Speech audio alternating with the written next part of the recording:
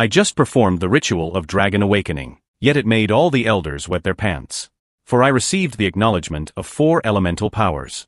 Usually, awakening just 2 elements is enough to become a dragon king. So are you really one of the dragon clan? The man was originally a cancer patient, who passed away after 4 years of chemotherapy. Watching that fluctuating lifeline finally flatline to 0, everyone knew what that meant. Indeed, he was reborn. Looking at the strangely dressed man before him, he felt puzzled. But when he glanced at the mirror nearby, he froze in shock. Who was this person? Could it be me? I've been reborn as a dragon. To accept this absurd situation, he agonized for several days. But he finally accepted this reality. Because this was a dragon, standing at the pinnacle of the continent. In countless novels and manga, there are no weak dragons. Being reborn as the world's strongest dragon race feels quite nice. Most importantly, dragons' lifespans are incomparable to other races. They live an average of 10,000 years. Compared to his previous life, this was undoubtedly the best gift. At this moment, he couldn't stop grinning. Just then, a man picked him up. And he was Iroh's father. Now it's time for us to eat. Soon Iroh arrived at the dining table, but his heart was now struggling greatly, because he never expected dragon food to be such slimy stuff. Is this really edible? Iroh would rather jump off this place than eat a bite. But now I'm a dragon. I'll have to do as the locals do. Then Iroh quickly put the food in his mouth. Oh my goodness, it's delicious. The protein content is 60 times that of beef. He hadn't expected dragon cuisine to be so good. Then his father beside him urged him to eat more, which stunned him. Dad's gaze was so mushy. Upon hearing this, he was thunderstruck. Who's dad? Apparently, in dragon society, there's only the term father. Then he had a flash of inspiration. In that case, you should call me dad from now on. Come on, say dad. So Iroh shot him a look of extreme disgust. Is this guy an idiot? But from what he's saying, he seems to be a dragon too, and I don't even know his name yet. Then Iroh slowly asked, what's your name? This broke his father's heart. After a whole month, you finally ask your father's name. Listen well, son, your father's name is Genlock. Hearing this, Iroh froze, because he felt this name was incredibly familiar. Could it be that Genlock, the world-destroying demon dragon? Now Iroh wet his pants. At this moment he was trembling with fear, then immediately left this place. Because he needed to face something. He grew increasingly suspicious about this fantasy world. Soon he arrived at the library. After consulting numerous books, it was just as he had suspected. The Howard Empire. This was the empire's name that appeared in the web manga he read before his death. So he wasn't just reincarnated, but had entered that web manga. But how could his current gentle father possibly be the demon dragon? Just then he recalled the manga's plot. After arrogant humans killed his son, he dyed the entire continent red with blood. But surely he must have many children. Then Iroh asked his father if he had any brothers, sisters, or siblings. But the answer made him break out in cold sweat. Because he and his wife had agreed to have only one child. Which meant there wouldn't be any more in the future. So that meant the one who dies would be himself. I never expected to be so unlucky. Goodbye, my father. I was reborn. But as a short-lived being. Back in his room, Iroh was very depressed. Because this ending was still the same as his previous life. But should I just accept my fate? Rather than helplessly waiting for death, why not try my hardest to change things? Because my fate isn't entirely predetermined. Iroh clearly remembered the year Genlock became a demon dragon. From this he could determine when he died. Dragon year 3589. And now it's year 3090. So it's between his 498th and 499th year. If I can just survive past this time period, wouldn't I be able to change the plot? Then I can live on as a powerful dragon. Ha ha ha. Scene change. Now it's mealtime again. And Iroh's appetite shocked even his father. Dragon cuisine is really good. I can't mistreat my stomach in this life. I must be a strong eater. Meanwhile, a black beetle was quietly approaching, then landed on the food he was about to eat. Seeing this, his father instantly revealed his true form. Son, stop eating. Then swatted it away with one palm. At this Iroh was very angry. Hey, don't waste my delicious food. Only after Genlock caught the beetle did he breathe a sigh of relief. Although this insect poses no harm to adult dragons, it's extremely poisonous to young dragons. Hearing this, Iroh suddenly felt the urge to pee. So I almost died just now? At this, he realized he couldn't be careless anymore. Scene change. Iroh was leisurely reading a book in his hands. But unknown to him, danger was quietly approaching. A puppet soldier suddenly swung a giant axe at him. Just as he was about to meet his end, Father instantly appeared before him, crushing the puppet in one grip. Seems wearing enough diapers wouldn't help. Who could have imagined nearly dying twice in such a short time? Could I be cursed? And the following days confirmed his suspicion. On a clear morning, he stepped out of the castle for the first time. Just when he thought he could play happily, the sky suddenly filled with dark clouds, and at this moment he felt a sense of unease. The next instant, a bolt of lightning struck directly at him. So what the hell? But before he could recover, lightning struck him a second time. Well, now he wouldn't even need diapers anymore. But nobody would have thought. There was even a third lightning bolt. Was God really determined to take his life? And my old father could only hold my cold body and weep. Son, how could you be gone? Scene change. Now back in his room, Iroh was still shaken. Nobody could have imagined being struck by lightning 3 times in half a day. It must be the original plot forcing him to die. But there are still several hundred years until the death time. And it's supposed to be at human hands. Is it because I don't want to die now, so the plot is changing? Where are the stars? If I die now, would the demon dragon never emerge? At this moment, a pile of questions made him increasingly confused. But now it wasn't the time to think about these things. Because he needed some countermeasures, that is, ways to protect himself. Then he pushed open his father's door. That's right, Daddy. So he directly reached out asking Dad to bring out the family's life-saving equipment. Time hourglass, banshee veil, heart of steel, bring them all. But Father informed him that his level was too low to use them now, and he needed corresponding attributes too. Good son, you can learn them in a few hundred years. But Iroh brought out his charm offensive. I hate waiting, I want to learn now. Under his persistent coaxing, his old father finally agreed to his request. But before that, they needed to go somewhere first. Dragon children must visit the elders to understand their attributes for the first time. Hearing this, Iroh was stunned. But regardless, he could finally practice magic. If nothing else, calling him Daddy really worked. And he was now curious where the dragon elders were. Genelok smiled. Silly child, of course they're in the sky. The next instant, his old father transformed into a handsome blue dragon. Seeing this, Iroh's eyes lit up. Will I be this handsome in the future? Then he nervously climbed onto his old father's hand. Genelok instantly transported them into the sky. Unexpectedly, they flew for half a day and still hadn't reached the top. As Genelok passed through the cloud layer, we arrived in outer space. So the dragon elders are all in outer space. And this is the dragon's sacred place, Cherry Blossom City. Moments later I arrived in the palace. Then Genelok gave his greetings to Sandra. He is the leader of the elder ancient dragons. And Iroh also hurriedly bowed to them. Seeing this, Parmas was very pleased. Nobody would have thought 623 years had passed. Then through their conversation, Iroh learned that he was his grandfather. At this moment I gave him an admiring look. So my grandfather is so handsome? This made Parmas bubble with joy. Of course, just look whose grandfather I am. The elders on the side are very envious. Then the great elder indicated to Genelok that the child was still young. Isn't learning magic too early? Upon learning it was Iroh's own request, Parmas was overjoyed, truly worthy of being my grandson. You old fellow, just keep showing off. Then the elders had Iroh stand in the middle. As the elders activated their elemental powers. In the name of the elemental gods, please hear my summons. At this moment Iroh felt various different attributes. Under the elders' guidance, he first gained the acknowledgement of the time element. Hearing this, Genelok was startled. Because non-natural attributes are generally stronger than natural attributes. Just then, the power element in Parmas's hand also showed a reaction. This delighted him. Who would have thought my grandson would have dual attributes? But before he could finish speaking, Elder Lotus's space element also reacted. This shocked even the great elder. Because only the Super Dragon King Kaithus and Dark Dragon King Rothbelia possessed 3 elements. Surely this child would write new history. At this moment another elder hurriedly indicated to everyone. We missed one, the power of spirit. Currently Iroh was still happily playing with the elemental powers. Haha, all my precious babies.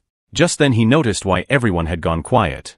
When he looked up he found all the elders staring with wide eyes. So are you really one of the dragon clan? At this Iroh froze. What's going on? His old father was so scared that he broke out in cold sweat. Scene change, he returned home. Iroh hadn't expected to awaken 4 elemental powers. To make those elders show such expressions, this must be an existence that breaks the balance. If that's the case, could he solve everything that happens in this work by himself? But what use is having such good talent if I might die before growing up? However, there's still hope. Although facing crises is a fact, it's also an opportunity. I can only keep improving my abilities. Come on. Brave little dragon is not afraid of difficulties. More importantly, he isn't Roy from the original work. And he has a general understanding of the manga's plot. What's puzzling Iroh now is, between magic techniques and personal attribute skills, which should he learn first to better survive? After some thought, he decided to start both simultaneously.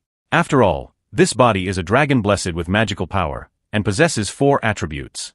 Just as he was about to start learning, unexpectedly, it was mealtime again. As the strongest eating dragon, not being enthusiastic about eating means something's wrong with your head. Although these spirit medicines are extraordinary existences, if ordinary people ate them carelessly they would explode. Dragons' bodies possess natural magic that can transform it into their own attributes. All of this is related to the dragon heart. Iroh now just wanted to eat well to become strong. I didn't realize that eating could be tiring. Scene change, while Iroh was sleeping. A space tunnel suddenly appeared above him. Then a fork appeared out of nowhere in the room. The next day, when Iroh got up he suddenly fell. And that fork was standing right where he fell. This made him break out in cold sweat. What a ridiculous way to die. Seems he needs to be more careful in the future. Unexpectedly, it was mealtime again. But while he was eating, everything went black before his eyes. When he opened his eyes again he was in bed. This made Iroh feel very strange. Feels like there's a gap in his memory, and the doll is fixed too. Then he hurriedly found Genelok, and told him about these strange things. Hearing this, his old father was also stunned. Then indicated Iroh not to worry, because this is the sleep period every dragon must go through. Dragons experience it twice in their lifetime, and your first sleep period is approaching. It usually lasts about 100 years. Hearing this, Iroh was dumbfounded, sleeping for 100 years. This is simply ridiculous. He was very resistant to this, because he didn't have much time to learn anyway. To keep himself awake, he decided to list out things that make one sleepy. But unexpectedly, after persisting for a few days he was already too tired. When he picked up his book again, everything suddenly went black before his eyes. Iroh, you've got to hang in there. But when he opened his eyes again, his old father was already by his side. This puzzled Iroh. I just took a nap. But Genelok told him today was his 100th birthday. Hearing this, Iroh was dumbfounded. It turns out just before this Iroh had fallen asleep without realizing. Seeing this, Genelok could only carry him back to his room. But during this period many strange things happened. Iroh's room would collapse at intervals. It felt like someone was deliberately destroying it. To protect Iroh through his sleep period safely, Genelok sacrificed himself to protect him for a full 60 years. Then he began investigating the cause of all this, but found no clues at all. For this he destroyed everything that could harm Iroh, and told Parmas about everything. Parmas indicated he needn't worry too much, because a genius's growth is always accompanied by disasters. But whether gods or demons, Genelok would not allow anyone to harm his child. Scene change. Iroh looked at his handsome self in the mirror, found he had indeed grown a bit taller. But he was curious why he hadn't been buried alive. After all, he had slept for 100 years. Did I not move while sleeping? It's really puzzling. But anyway he had survived. Meanwhile, he also noticed that Dad looked much thinner. Thinking about it, he really had caused him a lot of worry. From now on I'll be a good and obedient person. Another 100 years passed unconsciously. Iroh finally had enough magical power to support transforming into human form. While he was practicing, a voice interrupted him. It was a starlight fairy. It turns out when Iroh's sleep period ended, Genelok had given him a gift. But unexpectedly a little person jumped out from inside. This startled Iroh. In an instinctive reaction he was knocked flying, because at the time he thought it was a big fly. And seeing a Dragon Clan fairy was also very honored to introduce himself. From his words, he learned that a fairy's greatest wish in life is to serve the Dragon Clan. For this they had prepared all sorts of attire, just to show themselves. This made Iroh stunned. Should living fairies be treated as dolls? He was very resistant to this, and asked Genelok to send him back. But unexpectedly Finn grabbed his tail tightly begging to let him stay. No choice, so Iroh could only keep him temporarily. Though their abilities are quite good.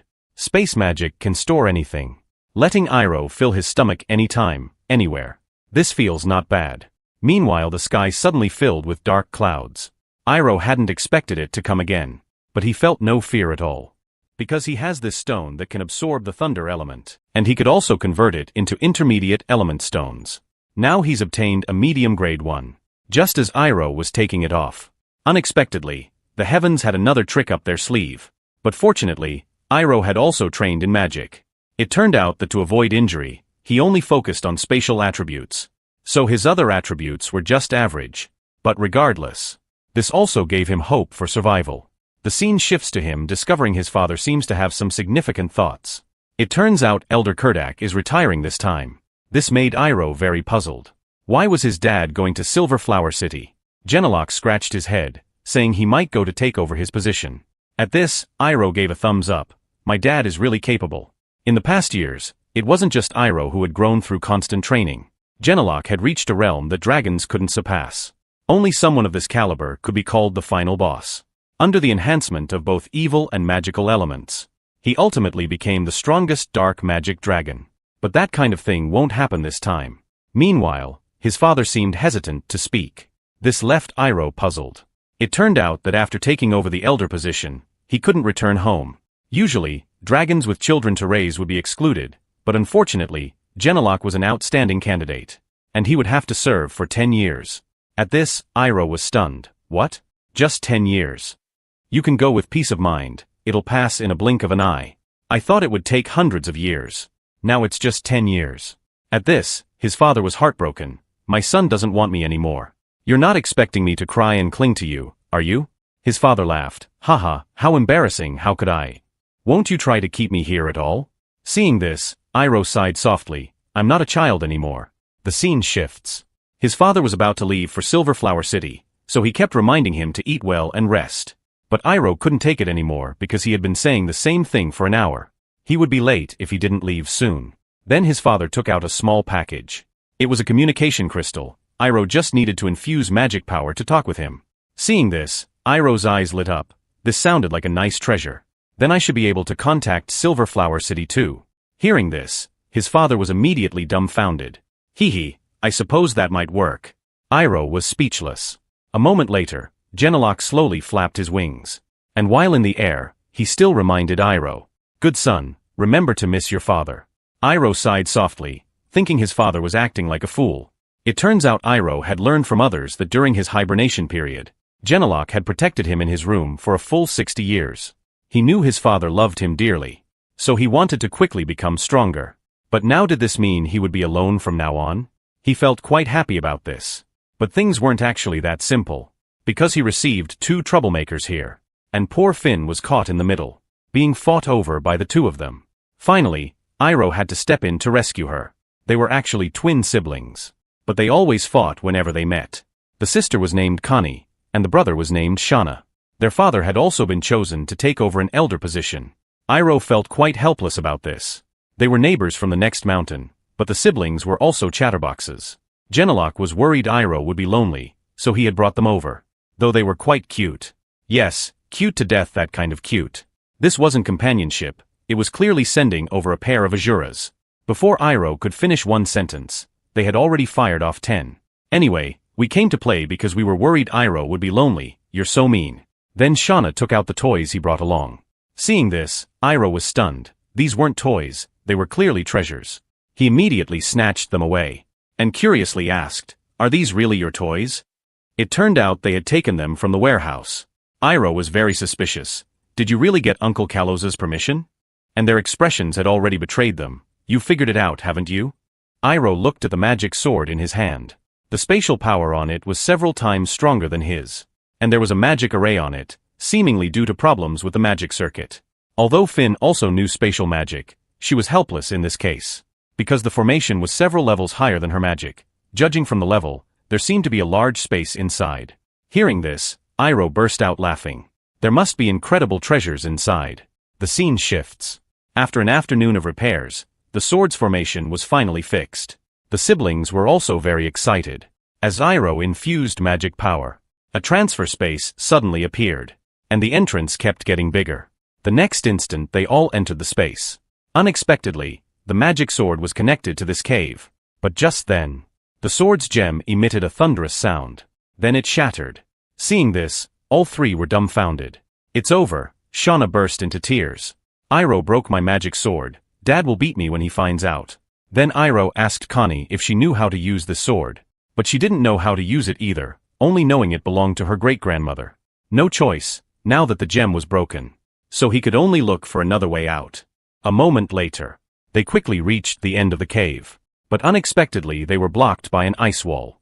But this was no challenge for him. As Iroh gathered magical power, the cave entrance was blasted open in an instant. But they were stunned by the sight before them. It turned out to be a huge ice mountain. And ice mountains only existed in the easternmost region of the continent. In other words, they had arrived at a place thousands of miles away from dragon territory. Because in this world setting, there were 4 continents aligned side by side. Each continent maintained the same climate year-round. Spring continent had mild weather all year, summer continent had a tropical climate with blazing sun, autumn continent had cool weather, and finally winter continent with its harsh, bitterly cold climate. The dragons lived in the mountains of spring continent. Iroh became more certain of their current location. Well, this is great, we can't go back now. Brave little dragons shouldn't fear difficulties. But Iroh's heart was still in chaos. While the 2 behind him were still chattering away, completely unaware of the severity of the situation. Even flying wouldn't work here, because the fog would block a dragon's vision. Now just breathing was enough to make one gasp for air. Wait, what would happen if Dad found out I was missing? He'd probably search the whole world for me, then turn into a magic dragon. Iroh guessed that would be exactly what Genelok would do given his personality. Just then, he remembered the communication crystal in his pocket. But no matter how much he called out, there was no response. Oh my god, it seems the distance is too far. Then Iroh asked the fairy if they could just cross the Eastern Strait directly. Hearing this, Finn firmly rejected his proposal. Because the waters between these 2 continents had been contaminated by magic. Powerful magical beasts lurked inside. Even adult dragons could only stay away from it. And Iroh was also curious how long it would take to get back across the continent. After Finn's calculations, it would take about 10 years. Iroh thought for a moment, maybe they could make it home before his father returned. Then he explained the situation to the siblings. We must get back within 10 years, but we can't fly. Because if humans discover us we might get captured, so we can only walk for 10 years to get home. Shauna was very confused about this. What will happen if we don't get back in 10 years? Iroh suddenly became serious. If your dads return and don't see you, they'll turn the continent into a sea of fire. Hearing this, the 2 were stunned. That's not such a big deal. Iroh realized these guys were dragons, so he needed to change his approach. If you don't get back in time you'll receive severe punishment. Maybe Uncle Kalos won't buy any snacks or toys for 100 years. Hearing this, the 2 began to panic. Obviously their snacks and toys were more important than the continent's peace. Then Iroh signaled that he would be the team captain from now on. But unexpectedly, the 2 fought over wanting to be captain. Being captain requires sufficient talent. But they rejected his proposal on the grounds that Iroh was younger than them. In reality, Iroh was only 1 month younger than them. Converting to human time, he was just 1 hour later. The 3 dragons started fighting over the captain position. This left the fairy stunned. It seemed 10 years might not be enough.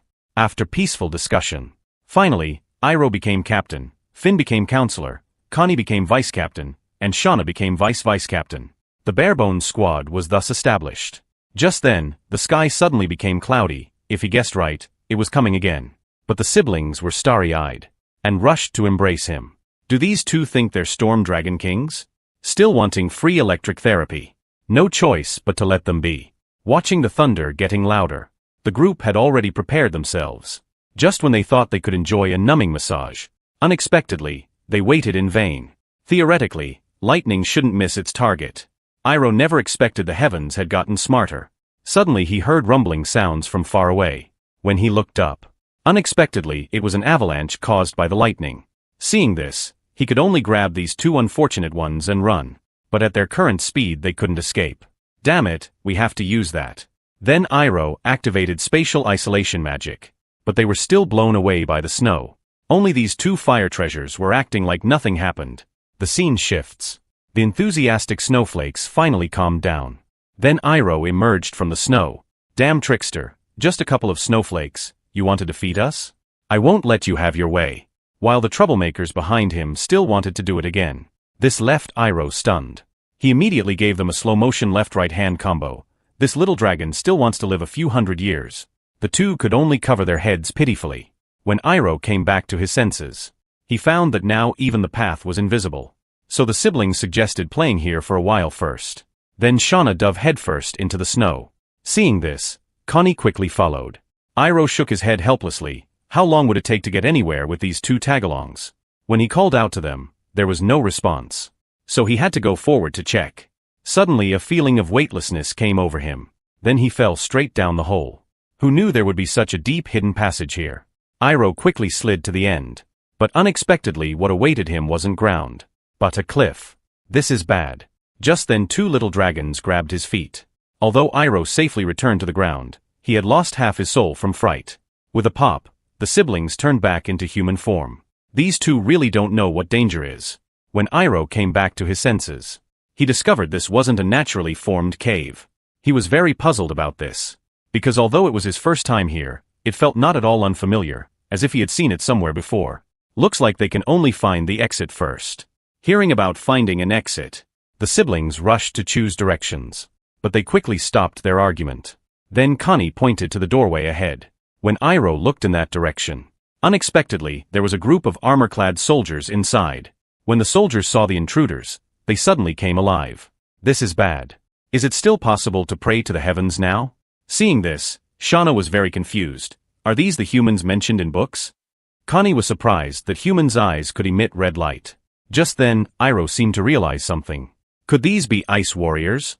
In the story before the original work began, according to legend, the hero King Galen Marcia who saved the world from crisis. His tomb was guarded by ice. Iroh was very excited. Could there really be such a coincidence? If this really is the hero's tomb, wouldn't the things that appeared in the original work be here too? Just then Finn interrupted Iroh, because these puppets were about to launch an attack on them. Vice Captain and Vice Captain, get ready. Give them a little lesson. The next instant, the two sprang toward the soldiers. Despite their harmless appearance, they were fiercer than anyone when fighting. Shauna unleashed a forward-slash attack, then swung his sword straight at the puppet. How could human weapons compare to dragon treasures? As the sword light flashed past, the puppet shattered. Unexpectedly, the first kill was stolen by her brother. Connie was quite unhappy. Then her eyes turned sharp. A dual sword sliding slash attacked the puppet. Brother is still brother. Iroh hadn't expected these two to perform so well. It seems they weren't as idle as they appeared, because these puppets had strength equivalent to level 2 warriors.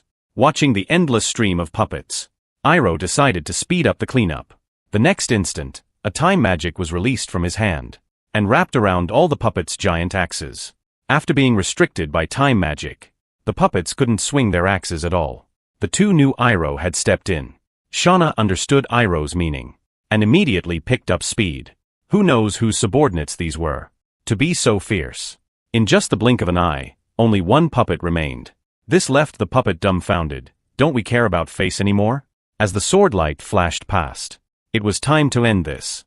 Looking at the wreckage scattered on the ground, but the two felt they hadn't played enough. Seeing this, Iroh indicated they shouldn't worry, because he would take them to an even better place to play next. Hearing this, the siblings immediately became interested. The scene shifts. Iroh was leisurely enjoying dessert. Their performance had even stunned the fairy. Were these guys really children? While Iroh behind them was responsible for giving warnings, whether it was sudden incoming cases, or giant axes falling from above, even giant stones rolling down the corridor. Iroh predicted them all precisely. This again refreshed Finn's understanding of dragons. Indeed, one couldn't judge a dragon's strength by age.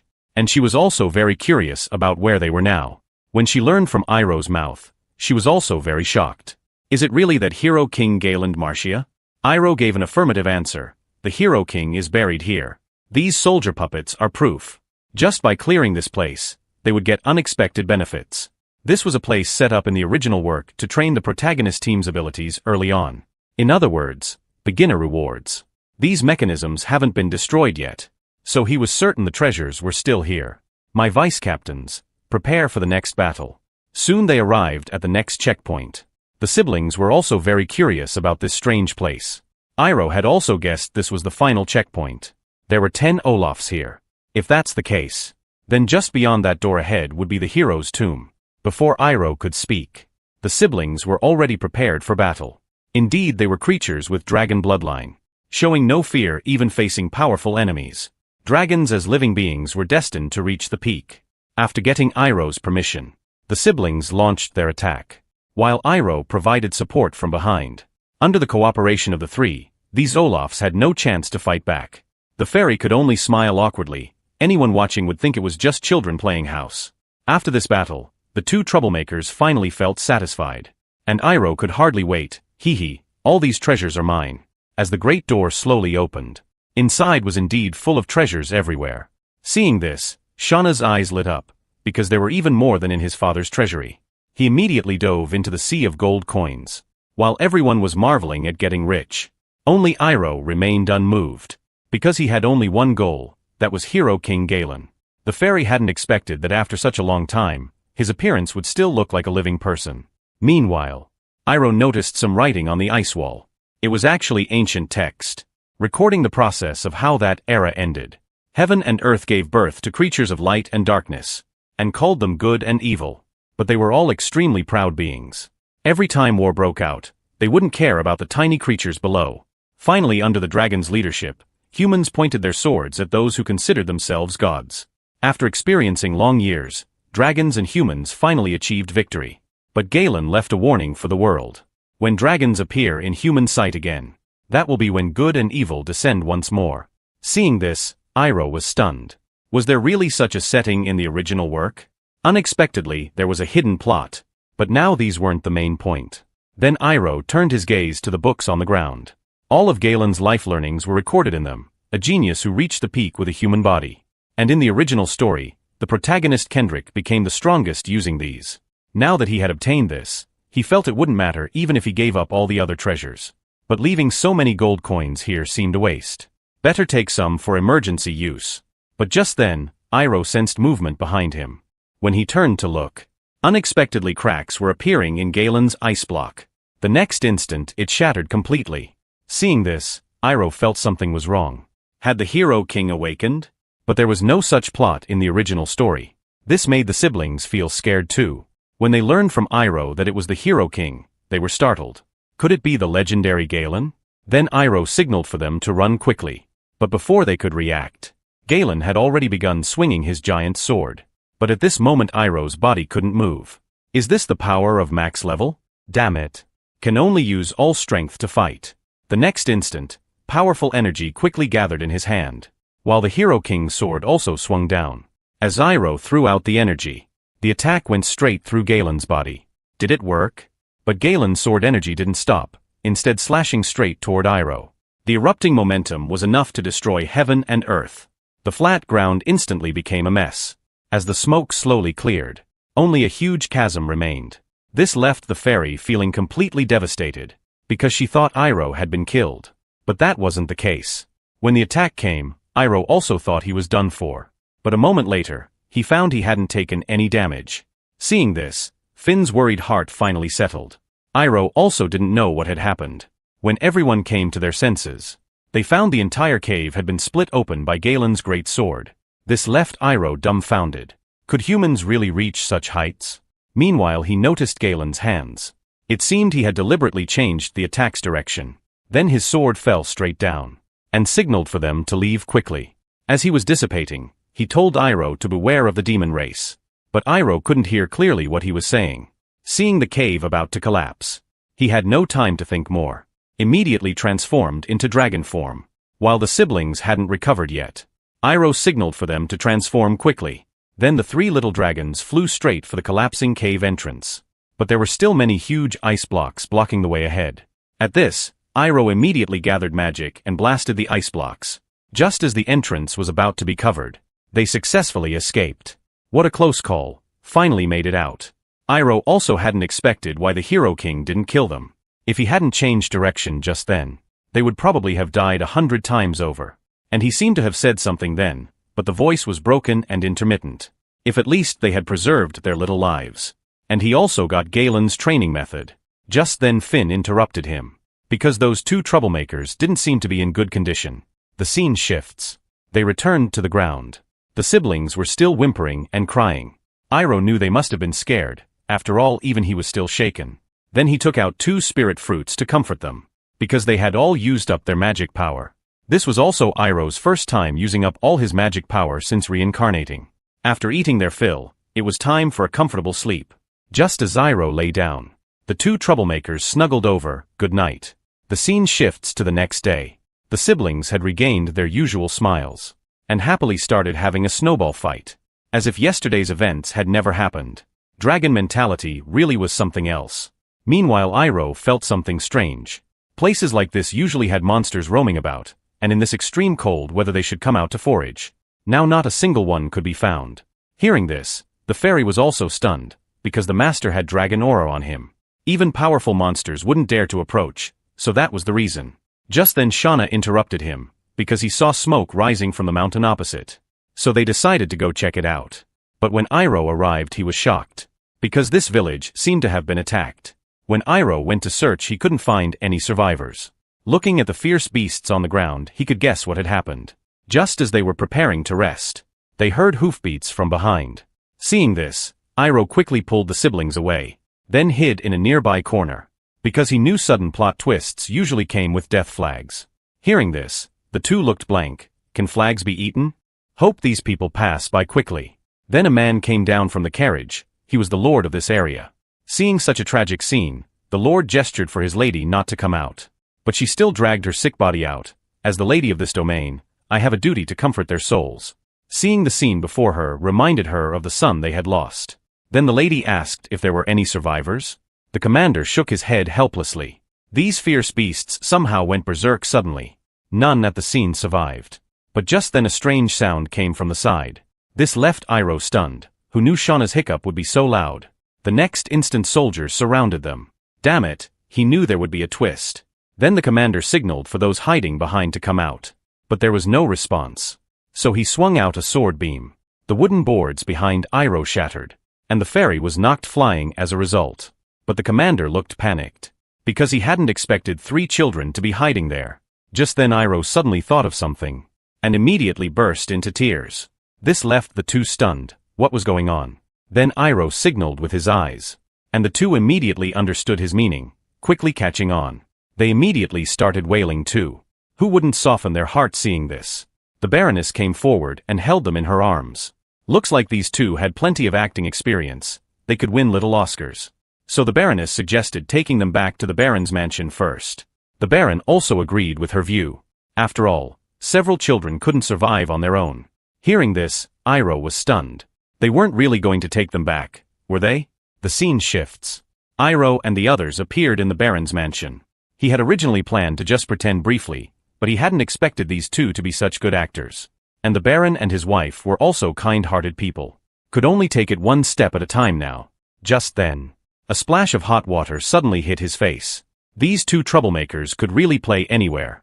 Really envied how they didn't have to worry about anything. A moment later, everyone had changed into new clothes, and the Baroness had prepared food for them. The two instantly transformed into champion eaters. How could they adapt so quickly? Just like they were in their own home. Meanwhile on the other side, Finn was following Iroh's aura to track him down. Soon she found his location. The scene shifts. When Iroh got up to check, he heard the Baron couple's conversation, and he learned from their talk about how they lost their child. So this is why they're being so kind to us? But their next words left Iroh at a loss. Because the Baroness wanted to treat them as her own children. And the Baron's family was one of the strongest families in the Winter Continent. Becoming their adopted children meant he would instantly become a core figure in this country. The Baron must be struggling with this matter too. It seems the Baroness's obsession with losing her child was too deep. Need to find a way to leave before things get more complicated. Just then, Iroh heard movement outside the window. When he looked, surprisingly it was Finn. Then he explained that he had encountered some small issues on the way. But fortunately there was no real danger. Just as she indicated Iroh could leave. Iroh said he wanted to stay a few more days. Hearing this, the fairy was very puzzled. It turns out, after learning about the Baron couple's situation, Iroh wanted to help them. After all they had been so kind to them, leaving directly would feel wrong. Then the fairy quickly thought of a solution, because dragons value first encounters very much. Since Iroh and the others were their first encounter, why not give them a child? That would solve everything. Iroh scratched his head. Children aren't so easy to produce. Just then he suddenly thought of something. Giving them a child didn't mean it had to be right now. As long as they had a child the matter would be resolved. Then it was time to implement the plan. The scene shifts. The siblings found the Baroness. They were responsible for keeping the lady company and playing. They could surely handle this. Soon Iroh went to the other side. Because the Baron looked more serious. So he would take charge of that. The Baron hadn't expected the child before him to not fear him at all. He felt just like the child he had lost. And he showed a long-absent smile. Seeing this, both servants were very moved, because they hadn't seen the Baron so happy in a long time. The scene shifts. Iroh was organizing today's collected information. This was to understand the Baron and lady's contact times. But Connie was very confused about this. What did today's tasks have to do with having children? Iroh confidently shook his head. You're too young to understand. Because after losing their child, the Baron couple had grown distant. So they needed to bring them closer together, help them walk out of their pain. Then naturally create history. This left the two stunned. Why write history at night? Then Iroh took out a stack of books. 1,000 Magic Potion Crafting Manual. It turns out earlier, when Iroh was researching methods to improve spirit medicine effects, he accidentally discovered it in his father's room, but got scolded for it. Who knew it would come in handy now? A love potion prepared for estranged couples. Just a few drops would make the flames burn bright. Success rate reaching 100%. Then Iroh opened a secret space. Now they could start crafting the potion. The scene shifts. After the potion was ready, Iroh handed the task to Finn. And Iroh reminded her to remember, just sprinkle a few drops on the Baron couple's food. But when the fairy reached the kitchen, she had a problem. Because she couldn't tell which foods were for the Baron couple. Then she had a bright idea. Just sprinkle it on all the food. Whether vegetables and fruits, or grains and flour. She even sprinkled half a bottle in the water source. Hee, mission accomplished. The scene shifts to the next evening. Iroh could hear happy laughter everywhere. To ensure nothing went wrong, he secretly hid behind the room to check the situation. The Baron couple somehow found the weather unusually hot today, even their hearts were racing. After the Baron broke through the barrier, the two returned to their former sweetness. Iroh outside the door was very satisfied. Looks like the plan worked well. Just then the two troublemakers also came over. This gave Iroh a fright. To avoid disturbing the Baron couple, he immediately dragged the siblings away. The scene shifts to the next day. The maids were frantically searching the rooms in panic. When the lady learned the children were missing, she became very nervous, and immediately pushed open the room's door. Just then the maid found a letter left on the table. When the lady opened this letter, we had already left. As the saying goes, there are meetings and partings. We have also set out on our journey. Thank you for your care during this time. May you walk out of the sadness of losing your son. Believe that you too will encounter a new destiny. Please love the new life as you loved us. The Baroness hadn't expected they knew everything, but she was very puzzled about this new life. The scene shifts to several weeks later. The doctor congratulated the Baron couple, because they now had a new child. The Baron was very happy about this. Just then the lady thought of the letter Iroh left. The new life he mentioned was referring to this. Could they have been angels sent by the gods? And to celebrate this matter, the Baron decided to share this joy, distribute food to all residents in the town. And it was that year. The country's birth rate reached a historic high. All this started because of one careless fairy's mistake. But this also gave this country a great gift. On the other side, the two troublemakers were very happy about everything along the journey. Only Iroh was worried about how to get back faster. At this rate, they probably couldn't make it back in 10 years. If they wanted to speed up, they needed a way to cross continents. Just then, the siblings still wanted to catch some monsters to play with. But Iroh told them not to bother, because they had dragon aura on them. The monsters had already been scared away before they arrived. So the two thought of bandits instead. Hearing this, Iroh was stunned. Even if there were any, they wouldn't jump out, unless they crawled out of the snow. The next instant several thieves indeed jumped out from the snow. Hand over all your valuables. So this is what a flag is? It really works. This left Iroh dumbfounded. No way, they really came just like that? It turns out these bandits had been waiting here for a long time, only jumping out when they heard voices. But they hadn't expected to find children. Just then a subordinate suggested they could kidnap them for ransom. Because their dress indicated they were from wealthy families. The leader thought this made sense. Then ordered his men to capture them. While Iroh was internally rejoicing. This way they could take out their entire base at once. The two missile-like troublemakers also thought this wasn't a bad idea. So Iroh immediately raised his hands in surrender. We'll go with you obediently. This completely threw the bandits off balance. The scene shifts. They were now on the road back to the bandit hideout.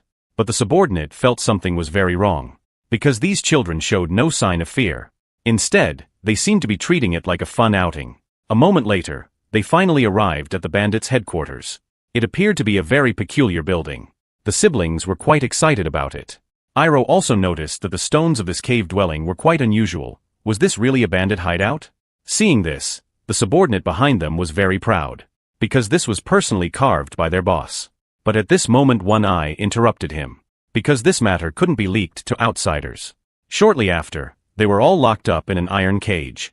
Watching the fat man slowly walk away, Iroh finally dared to let the fairy come out. Then he asked Finn to go check their treasury. Meanwhile, the siblings were feeling quite bored. Iroh indicated they shouldn't worry because something fun was about to happen. Surely the bandits' storehouse must have many treasures. The scene shifts. One Eye was reporting to their leader Pablo about capturing several children. With their worth, they could definitely make a lot of money. Pablo was very pleased. He then went to check on his little moneymakers. He carefully sized up the group. Looking at their clothes and appearance, he was certain these children were from wealthy families. While Iroh, looking at the leader, also felt incredulous. Because judging from his magical flow, he was at least a level 3 warrior. Having such power, it seemed impossible he would choose to be a bandit. And Pablo felt chills all over when Iroh looked at him. It felt like being stared at by a terrifying monster. Then Iroh stepped forward to ask his name. But Pablo's body seemed to move involuntarily as he blurted it out. Could it be that he had caught a cold? At this moment, Iroh's eyes lit up. Hee, looks like he caught a sucker. Even as he left, his body was still trembling. Iroh didn't forget to say goodbye. We'll meet again soon. After Pablo left, the fairy had also returned from scouting. But she sighed helplessly because these bandits were dirt poor. They were lucky not to have starved to death. Hearing this, Iroh was very disappointed. Seems luck wasn't on their side this time. However, people could also be considered a kind of asset. So he decided to go meet these fellows. While Finn would stay here to watch these two troublemakers. Then Iroh slowly placed his hand on the railing. With a gentle pull, the steel bars broke. Here I come, suckers. Meanwhile, back in his room, Pablo was very confused. Why did his whole body feel uncomfortable after seeing that child? It was like facing a monster he couldn't fight against. His body trembled involuntarily. But how could the mighty Pablo be scared by a little kid? It must be because he hadn't slept well. But just then a child's voice suddenly sounded by his ear. It startled Pablo's blink skill right out. This made him very confused. How did you escape? Then Iroh stepped forward and sniffed. This scared him into immediately grabbing his big hammer. Iroh became even more certain of his identity. Pablo also didn't expect the child before him to show no fear. Then he indicated he would give Iroh a chance. Return to the iron cage now. But Iroh refused his suggestion. Come hit me. Pablo's mind went blank and he directly swung the hammer in his hand. He didn't expect to use too much force and couldn't pull it back. Kid, you asked for this. But unexpectedly the hammer didn't harm him at all. He also didn't know why his hand unconsciously stopped. Seeing this, Iroh kept taunting. You're just big-sized, aren't you? Then Pablo swung the iron hammer again. But it always stopped at a hair's breadth away. Refusing to give up, he swung 81 times in succession. Until he completely collapsed. This made Pablo increasingly suspicious of his identity. Who exactly are you? Then Iroh became serious. You should know the answer to that question. But Pablo didn't understand what he was saying. Just then the fairy came crying to Iroh, because she really couldn't handle those two troublemakers. Seeing this, Pablo also felt incredible. He didn't expect to see a fairy here. And Finn also looked at him very puzzled. Because she smelled the scent of yordles on Pablo. But why was he so huge? Then Iroh gave the answer. That's because he's a human yordle hybrid. And as for why he's so big, it must be due to other reasons. This made Pablo very confused about how they could tell. While Iroh asked him to think carefully. Don't think, don't know. One thought, big surprise.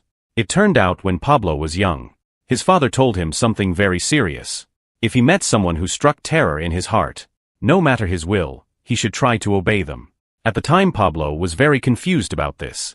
Because although he had yordle blood, it must be very diluted. If he met such people he should just run away. And Pablo was also very curious about their identity. But their names couldn't be carelessly spoken. Because they would hear it very clearly. So your true identity is dragon race. To this, Iroh gave affirmation. Congratulations, you guessed correctly. When Iroh awakened, his old father had asked yordles to help repair the damaged room. And Pablo's aura was the same as theirs, so Iroh guessed he had Yordle blood. At the time, Genelok told him that dragon race could command them unconditionally, because they had the blood contract of the dragon race. A long time ago, due to a mistake by the Yordle race, they almost caused the dragon race's extinction. So they could only keep repaying, while dragon race had blood suppression over Yordles. Then Iroh indicated to Pablo. From now on, you'll be our sucker. Pablo never thought his fate would be so bitter. To run into these bone pickers of all people. Then Iroh learned from him that he was currently 50 years old. Among Yordles he was still a young man. Because their average lifespan was 250 years, but this was nothing to dragon race. So it's not too much for me to call you kid. Now it's time to talk business. So Iroh proposed the condition of working for him for 10 years. This stunned Pablo, then Iroh indicated he shouldn't worry. Maybe it would be faster. As soon as the mission was complete he would be freed immediately. And Pablo was very curious what kind of mission would take 10 years. Why? To save world peace by sending us home, of course. Hearing this, Pablo had a big question mark. What did going home have to do with world peace? Then Iroh told him a story. There was a foolish hero who killed a baby dragon. The dragon father, blinded by hatred, ended up destroying a kingdom. Hearing this, Pablo's heart suddenly shook. He didn't expect this story was true. And now there were two T0 level dads waiting for their children to return. So if they weren't careful it would be the end of the world. But Pablo was confused why such an important mission would find him. Isn't it obvious? Because you look like a sucker. But that couldn't be said carelessly, so Iroh quickly made up a reason. Of course it's because you're the chosen one. Look at your robust body and defined muscles. Your unmatched heroic spirit. One look and I can tell you're a very righteous person.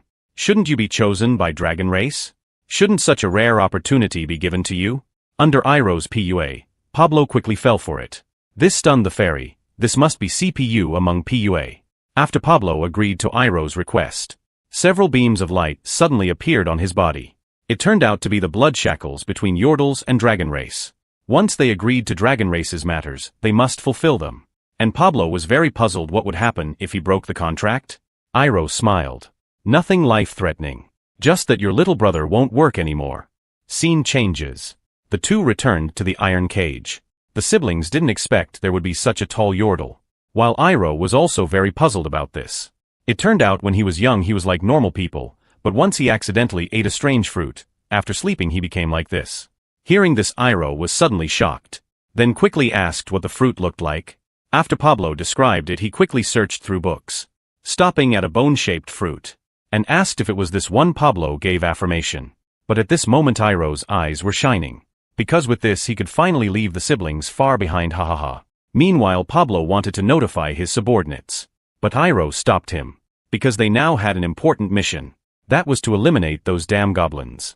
While the siblings were also very curious. What was the Growford fruit? But Iroh wouldn't tell these two troublemakers. After all, this was his chance to surpass them in height. Scene changes.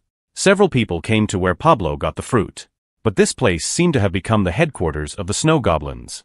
Last time Pablo came there weren't many of them, but unknowingly they reached hundreds. But Iroh didn't care at all, his attention was all on the fruit. But after searching around, he didn't see any trace of the fruit. Then Pablo told him the fruit was in the center of their headquarters. This startled Iroh. They hadn't destroyed the fruit, had they? While Pablo indicated he shouldn't worry, because the tree's location was in an underground cave, surely the stupid goblins wouldn't discover it. Hearing this, Iroh finally relaxed. My vice-captain and vice-vice-captain. Now it's time to prepare for battle. This startled Pablo, because they hadn't made any battle plans. Seeing this, the fairy indicated he shouldn't worry. They were dragons at the top of the food chain. Although they were in child form, their real age was already 200 years old. And other races would feel an inexplicable fear when seeing them. Just watch as the three charged straight towards the goblin headquarters. When the goblins looked back, they didn't expect it was just 3 children, but somehow their aura was so powerful. The goblins were also scared stiff. Now it was too late for them to escape. Shauna killed the guards at the entrance with just one strike. While Connie also didn't want to fall behind. She went straight to kill other goblins. The remaining goblins were scared and fled frantically. This stunned Pablo.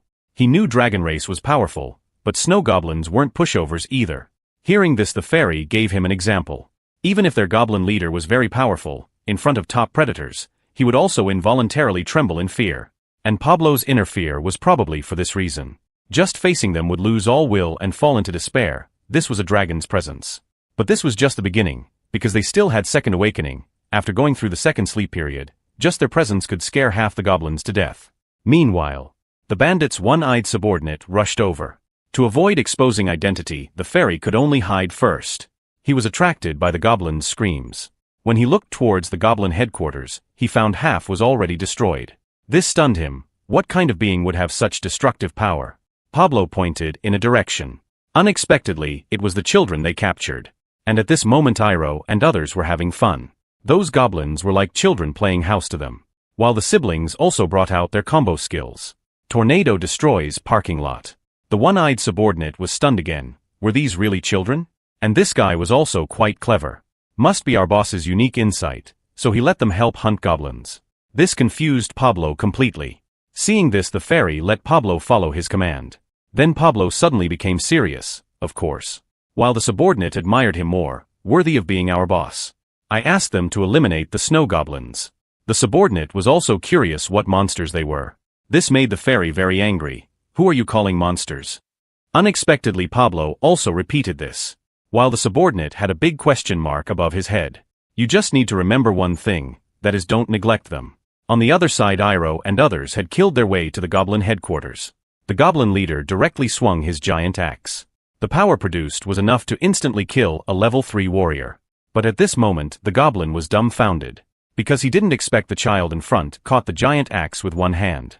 While Iroh was also not panicked at all. Now it's my turn. Along with his light punch, the goblin opened distance at 10 times light speed, heavily smashing into the wall. Not even 2 seconds after appearing, he was already finished. Iroh thought he could take 2 hits, didn't expect he couldn't even handle one normal attack. Seeing this scene, the two were stunned. Now where would they dare neglect them? After the siblings eliminated the last goblin, this one-sided battle finally ended. Seeing the two panting, Iroh then took out 2 spirit medicines to let them replenish magic. Just then Iroh noticed 2 people on the cliff. What was this guy still dazed up there for? And Pablo also sensed something was wrong. So he proposed going down to check. Hearing this, the subordinate asked if he should go together. But next second he hesitated. Better let boss go alone. Scene changes to Pablo coming before Iroh with a friendly face. While he was still puzzled at this moment. Seeing this, Iroh could only kindly remind him, "Where's my grow-forward fruit?" Then Pablo came to several huge rocks. And the small cave entrance before them was where he discovered the fruit years ago. So Pablo bent down to check. Just watch him hesitate for a moment. Then plunge head first into the rock crevice. This stunned Iroh. In this situation, do you still need to try? Just wait here. While Iroh went forward alone, taking him through the narrow cave entrance. The light ahead caught his attention.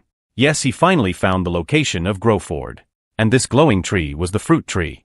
Meanwhile, Iroh also saw the fruits on the tree. Then he charged towards the fruits with shining eyes.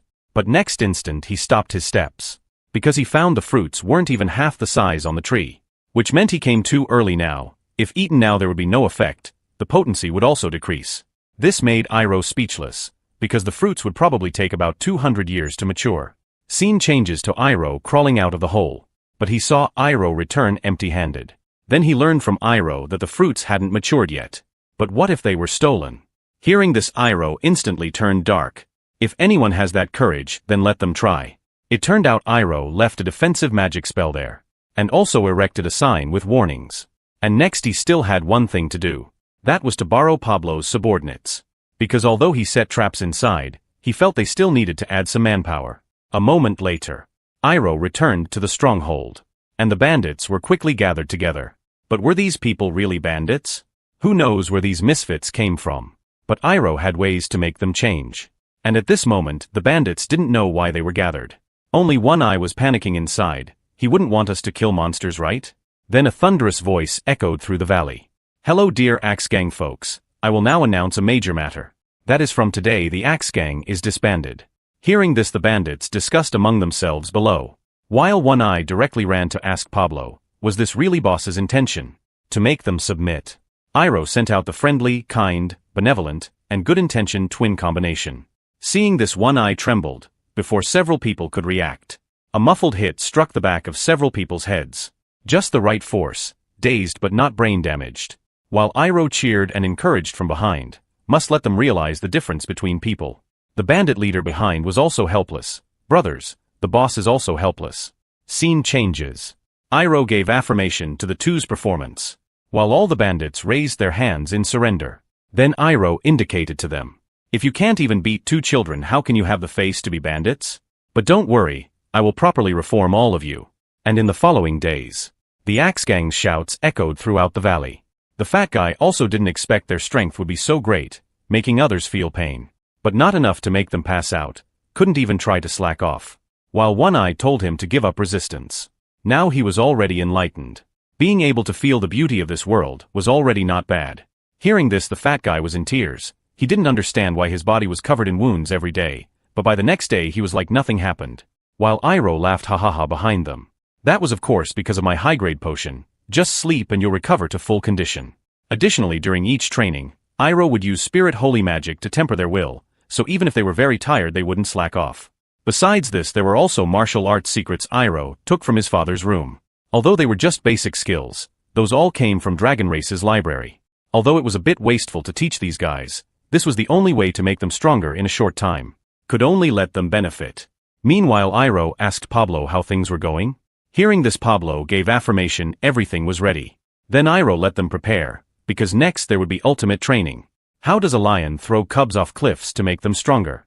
This made Pablo suddenly feel chills down his spine, because he had a bad premonition. Scene changes. Just watch all the bandits carrying big bundles on their backs. And they were all very curious what was inside. Just then a shout interrupted everyone. Then a strange wooden cart sped down from the mountain. When everyone saw clearly, it turned out to be a catapult. Pablo had put in great effort to make it. Seeing this, One Eye felt very confused. Were they going to attack a city? Before he could react, Iroh went straight to the point. "Next, let's invite our #1 main force to demonstrate for everyone." Just watch Connie scampering towards the catapult direction. Then jumped onto the stone-throwing position in one go. This startled the bandits. "He wouldn't throw us out, right?" Meanwhile, Connie raised his hand indicating ready. Along with Iroh's command, she shot straight towards the cliff like a cannonball. And at this moment Connie just felt it was very fun. But the Axe Gang behind were like the third emoji on your phone. This stunned them. Just as Connie was falling off the cliff, she opened the backpack behind her. Everyone was shocked by their operation again. Could it be played like this? Then Iroh indicated to them. Everyone saw clearly, right? Just need to fly out like a stone, then open the backpack. But the bandits were silent. Seeing this, Iroh called teaching assistant #2 Shauna to demonstrate again. And Shauna was just like Connie. Perfectly demonstrated how to use the parachute. Iroh was very satisfied with this. After the Axe Gang went through this training, they could quickly mobilize in terms of action. Then Iroh indicated to them, "Surely you've seen clearly, now just need to go bang." While the Axe Gang members were trembling, the fat guy was more scared and turned to run away, but how could they escape from Dragon Race's hands? Along with Iroh gently snapping his fingers, a huge barrier suddenly appeared. Before the fat guy could react, he went straight for the headbutt. Iroh indicated they shouldn't be nervous, it was just a small training. But the bandits obviously didn't believe what he said. After all, those 2 children weren't ordinary people. Seeing this, Iroh looked towards Pablo behind him. "If a normal person demonstrates for you, will you accept?" Hearing this, Pablo quickly waved in refusal. "Big brother, please no." Then Iroh indicated to the Axe Gang behind to come help. Next instant, a crowd of subordinates swarmed over. It turned out they were already very unhappy with their boss. After all, during the devil training, only he was leisurely behind. They had agreed to share hardships. Boss wouldn't go back on his word, right? And so Pablo was mounted on the catapult by his subordinates. With their command, Pablo went up to the sky. Seeing this, Iroh was also very satisfied, because although Pablo was bigger, he still completed it quite excellently. Then Iroh turned his gaze towards everyone. "Now it's your turn." While the bandits were tearful, because they had no more excuses. What followed were screams echoing through the valley. Scene changes to a month later. At this moment, Iroh was very worried. If powerful enemies broke in, they would probably loot all the fruits. So they must learn some advanced skills. But Iroh's current advanced skills were only from last time. And even he couldn't comprehend the contents of this book, let alone those bandits. Just as Iroh was troubled where to find skill books, the siblings curiously looked at Iroh. Then they also noticed the books on Iroh's desk. And for them, memorizing books was a very interesting game, because they often memorized books in their father's study. Hearing this, Iroh suddenly had an idea. Then Connie confidently indicated she could memorize 5 books, while Shauna beside wasn't happy. "Let's see you sweat. Sister, I can memorize 10 books. Surely these 2 must have high-level secret techniques. Next would be killing 2 birds with 1 stone. Then Iroh let the 2 calm down. Since you want to know who can memorize more, just need a simple competition. And the siblings also thought this was a good idea. When the 2 sat down, they started the invincible wind and fire wheels. Only Iroh behind was laughing ha ha ha. In no time, a voice of completion came. Just watch the 2 holding a thick stack of papers. This stunned Iroh. These 2 wouldn't have written carelessly just to complete the competition, right? Who could write so fast? And next instant he suddenly froze. Then Iroh read through all the content. Unexpectedly, the 2 wrote 11 books. And they were all complete books. While the siblings beside only cared who won. Before Iroh could announce, the 2 were already fighting. For this he could only declare a tie. While neither would give in to the other. A tie wasn't fun. Meanwhile, the fairy also completed the task Iroh assigned. Now they had found advanced books. After completing the final step, they could leave. Scene changes to several days later. At this moment, the Axe Gang was no longer the past Axe Gang. After more than a month of training, they had completed transformation and had strength comparable to special forces. While Iroh was very satisfied with this. Now this looked more like the Axe Gang. Then Iroh congratulated everyone. Because each of them persevered. And now Iroh would tell them why they trained. That was because it was God's will. Next instant, a dazzling light burst out on the mountaintop. This startled several people. Just watch the subordinate frantically pointing ahead. A person like a deity appeared in the sky above. This stunned several people. Who was this guy? Was it really a deity? Were we really chosen by Kalos? Legend has it that long ago, Kalos was the god of war built from demon race corpses. At this moment, the bandits' hearts began to waver. Because they didn't expect to one day be chosen by deities. Meanwhile, on the other side, Iroh was busy inside the illusion. After all, using spatial refraction to make such a large illusion was somewhat strained. Just then cracks suddenly appeared behind Iroh. But fortunately, the siblings were there to help. Along with them, releasing lightning magic. The broken illusion was quickly repaired. Iroh's suspended heart also finally settled down. And now he needed to expand the space. Let the illusion synchronize with himself. You are all chosen by the deities, preparing for the disaster that will befall this land. You will become the light that illuminates the coming darkness. Seeing things were almost complete, now just needed to pretend to bestow blessings to complete it. Just watch the deity slowly raise his palm. Then a series of runes flashed on the bandits' bodies. The blessed bandits let out worshipful cheers. Then Iroh let the fairy start the next step of the plan. Receiving the command, the fairy quickly flew towards a small sapling. Just watch Finn pour all the growth potion on the sapling's roots. After absorbing the potion, next instant the sapling quickly grew. In just a moment it grew into a towering tree. This stunned the bandits. And this was exactly a marker Iroh set for himself, to prevent not finding the place after several hundred years. Then the deity pointed towards the mountainside. This made the bandits feel very confused. At this time Iroh indicated Pablo to quickly act. Just watch Pablo quickly swing the hammer in his hand, heavily striking the rock. In the blink of an eye, the mountain split open. Then a cave suddenly appeared before the bandits. And this was also a test Iroh gave them. Those who passed the test could receive blessings. Inside the cave were the advanced skill books Iroh left for them. But there were also traps designed by the siblings. So obtaining them wouldn't be easy. After instructing the final matters, the deity dispersed before everyone. And at this moment all the bandits believed they were chosen by the gods. Otherwise the previous phenomena couldn't be explained. Looking at the bandits cheering excitedly, Iroh was very satisfied with this. Had to praise that I really am a genius. Next they could leave here at ease. This stunned Pablo. He knew the brothers had already taken these things seriously. Those guys would voluntarily risk their lives to guard the ancient city. Didn't expect at such young age they became others' workers. But when he came to his senses, seems he wasn't any better off. Meanwhile Iroh indicated to Pablo time was up. And next they would begin a new journey. Scene changes to Silver Flower City. At this moment Genelok was looking at the continent where Dragon Race was. Wonder if Iroh had been eating meals on time. While he was regretting leaving Iroh alone at home. And old father also didn't know where he ran off to. If he could go back to take a look, he would feel much more at ease. After thinking for a moment, Genelok made a bold decision. These mountains of official documents couldn't be finished quickly anyway, so sneaking back for 2 days probably no one would notice, right? Just as he was preparing to leave, a voice interrupted him. Just watch a man slowly speak. Wouldn't be planning to abandon sacred duties and escape, right? Although Genelok felt a bit guilty, he still put on a calm face and answered, haha, how could that be? This person was Connie and Shauna's father Kalos. And although he didn't expose Genelok, Kalos could tell with one look.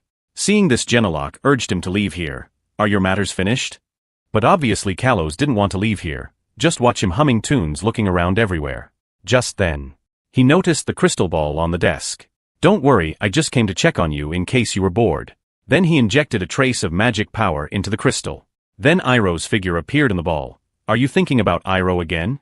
Although Genelok didn't say it, his expression already wrote it all over. So you're planning to skip work to go see Iroh, right? Genelok still wanted to explain, but his acting skills were too poor. At this time Kalos reminded him, you should know during the inheritance process unauthorized leaving is forbidden. If discovered there would be severe punishment. And Genelok also knew, but if discovered there was nothing he could do. Kalos also felt curious. Are you that worried about children? Genelok looked at him puzzled. Aren't you worried? Kalos nodded. I'm not worried at all. Because he told Connie and Shauna, if feeling bored go find Iroh to play. Iroh wasn't ordinary smart, honestly, he would take care of the siblings better than him. This stunned Genelok. Then Kalos indicated he shouldn't worry too much. Iroh wasn't ordinary people. He not only naturally possessed 4 attributes, from his thinking he wasn't inferior to adult dragons. You're the dragon to raise children easily in the world, although that's what was said, but Genelok was still worried. Maybe Iroh is enjoying freedom without you. Then Kalos let him not worry, the siblings would bully him, because he instructed in advance to listen to Iroh. And Genelok also knew the siblings' personalities. Meanwhile Kalos also knew the troublemakers at home would definitely cause trouble, so they would also find Iroh to resolve it. Thinking of this, Kalos felt much more relaxed, had to praise I am a genius, but the child-doting maniac beside wasn't happy. Let my kid take care of your kids. No middleman making a profit, huh? Scene changes to another side. At this moment Iroh was extremely troubled, because the siblings had been calling for a day to get him to play with them. What's so good about these two staying together every day? Before Iroh could finish speaking, the two had already hugged him. What crime did I commit in my past life? Meanwhile, a voice interrupted several people. It turned out to be Pablo. He had prepared a carriage for convenient travel. While Iroh was very satisfied with this. Then he asked where the nearest port was. Then learned it was Lupu port, because that was closest to the autumn continent. And at this moment Iroh was very puzzled how long would it take to reach. After Pablo's calculation fastest would take half a year, but because winter continent had blizzards, perhaps actions would be hindered, so estimated it would take about a year to reach the port. Didn't expect the estimated time would be even longer than Iroh thought, and carriages moved very slowly in snow. If they could find a faster means of transportation, perhaps they could quickly pass through the winter continent. Just then, Pablo raised a question that had been bothering him. Couldn't they contact other dragons? If there were any familiar dragons on this continent, perhaps they could help you get home faster. This sparked a realization in Iroh. Why hadn't he thought of that? There must be dragons living in hiding on the winter continent. But the current problem was that he didn't know any dragons here. And he didn't know where to find them. He immediately asked the elf about it. But she didn't know any dragons here either. And the two troublemakers were also very certain they didn't know any. With help from other dragons, they could greatly reduce their journey home. Perhaps searching for dragons would be a good plan. Then Iroh asked Pablo if he had heard any legends about dragons. Although he knew some, the information wasn't complete, so they could go to human towns to gather information. Iroh didn't hesitate. They then set off toward the western town. As the sky gradually darkened, Pablo indicated that they were still quite far from the human town, so they would have to make camp for now. The scene shifts. After a day of traveling, Pablo decided to fill their stomachs first. In the cold snowy wilderness, snow rabbits were one of the most common food sources. Smelling the aroma coming from the rabbits, the siblings were already drooling. Pablo gestured to them not to rush, saying it would be ready soon. Then he took out a bottle of special seasoning and sprinkled another layer on top. Pablo's secret braised snow rabbit was ready. Eating hot meat in the cold snow was the happiest thing. Connie and Shauna were already wolfing it down. While Iroh only tried one bite, he immediately praised Pablo's cooking skills. I didn't expect you to be such a good cook. Then he changed the subject and asked about the dragon stories Pablo knew. This was something he had heard from a hunter. 20 years ago, there was a dragon-like monster in his village. But Iroh immediately interrupted him. What do you mean by calling dragons monsters? Dragons cannot tolerate being called monsters. Startled, Pablo quickly corrected himself, saying there was a noble dragon gentleman in his village 20 years ago. Legend had it that it was enormous, as tall as several houses, and all the villagers hid trembling in their homes. But Iroh felt this information wasn't very reliable since several decades had passed. Pablo had heard more. The local lord had sent a large military force. But none returned, so they must have been completely wiped out. After that, no one dared approach that mountain again. Iroh deduced that if it really was a dragon, there must be eyewitnesses. But if it wasn't, it must be something quite interesting. Just then, Iroh suddenly sensed movement behind them. It seemed like something was approaching. Hearing this, Pablo immediately pulled out his hammer. "Leave this to me."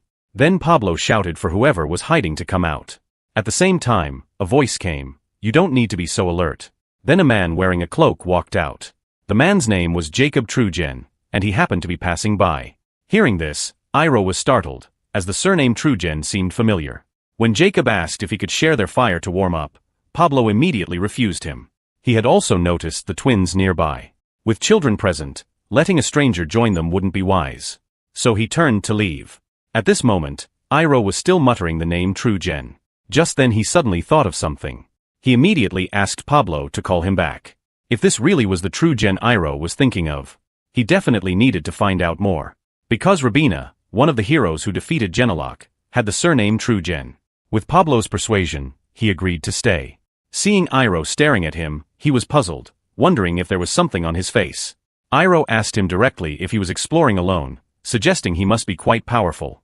Jacob laughed, saying, "I am alone, but not entirely alone." This left the three dragons completely confused. Seeing their puzzled expressions, Jacob gently blew his whistle. Seeing this, Iroh was startled. It was spirit magic, though weak, it definitely contained spiritual magical power. At the same time, a huge sound came from the sky. Then a six-winged blood eagle appeared before them. It landed majestically on the snow, letting out a sharp cry toward everyone. The unsuspecting Pablo thought it was some fierce beast and immediately pulled out his huge hammer. But Jacob quickly stopped him. He indicated there was no need to be nervous, as this was his summoned six-winged blood eagle. Its name was Minky. This made Pablo very curious, as this species was famously fierce. It turned out this snow eagle was raised by him since it was small, so it listened to him very well. Hearing this, Pablo realized, "You're a beast tamer, aren't you?" Jacob laughed awkwardly, humbly saying he wasn't very skilled yet. Meanwhile, Iroh was thinking, a beast tamer with a surname Truegen. Could this guy be Rabina's ancestor? Then Iroh stepped forward to ask if he was married. Jacob shook his head. "Do you have any other siblings?" He then learned that he was an only child, and Truegen was a surname only he and his father had. Hearing this, Iroh's eyes lit up. He must be Rabina's ancestor. While Jacob found Iroh's questions very strange. Little did he know Iroh was already plotting in his mind. Although killing him directly wouldn't be good, perhaps he could ensure he remained alone and never saw his descendants. This gave Jacob a chill down his spine. Then Pablo invited him to rest nearby. Just then there was a sound from Minky. When Jacob looked up, he found the twins trying to approach Minky. Seeing this, Jacob broke out in a cold sweat, as this was an extremely dangerous behavior. But things weren't as he imagined. Minky was very gentle around the two. This left him stunned. This was supposed to be the strongest raptor on Earth. Then Iroh grabbed the two down, saying these were someone else's things. Meanwhile, Minky saw Iroh and was immediately startled. Because in his eyes, Iroh was like a demon from hell. He was so scared he jumped up immediately. But Jacob mistakenly thought he had lost control and hurried forward to stop him. But the next moment, he was lying on the ground, acting coquettishly in front of Iroh. This left him dumbfounded. After all, he had never acted this way since he was small. Then he even let the siblings play happily on top. Pablo indicated to him not to feel strange. What kind of beings were these guys really? The scene shifts. At this moment, they were once again packing their belongings to set out on their journey. Jacob expressed his great gratitude, not expecting to be invited to travel together. Pablo could only laugh awkwardly, as this was a task assigned by Iroh. Under Iroh's urging, they headed to their next destination, while Minky followed behind them. Along the way, Iroh was thinking about how to deal with the Jacob problem. After all, leaving him alone would still pose a threat to Genelok in the future. So he decided to gather more information first. Then Iroh asked Jacob where he was heading next. He told Iroh without hesitation. Hearing this, Iroh was puzzled. What secrets did Mount Kashta hold? Jacob smiled confidently, because that mountain might help realize his dream. Iroh seemed to have already guessed the answer. Every juvenile would have a special dream. Jacob's was to become a master dragon tamer.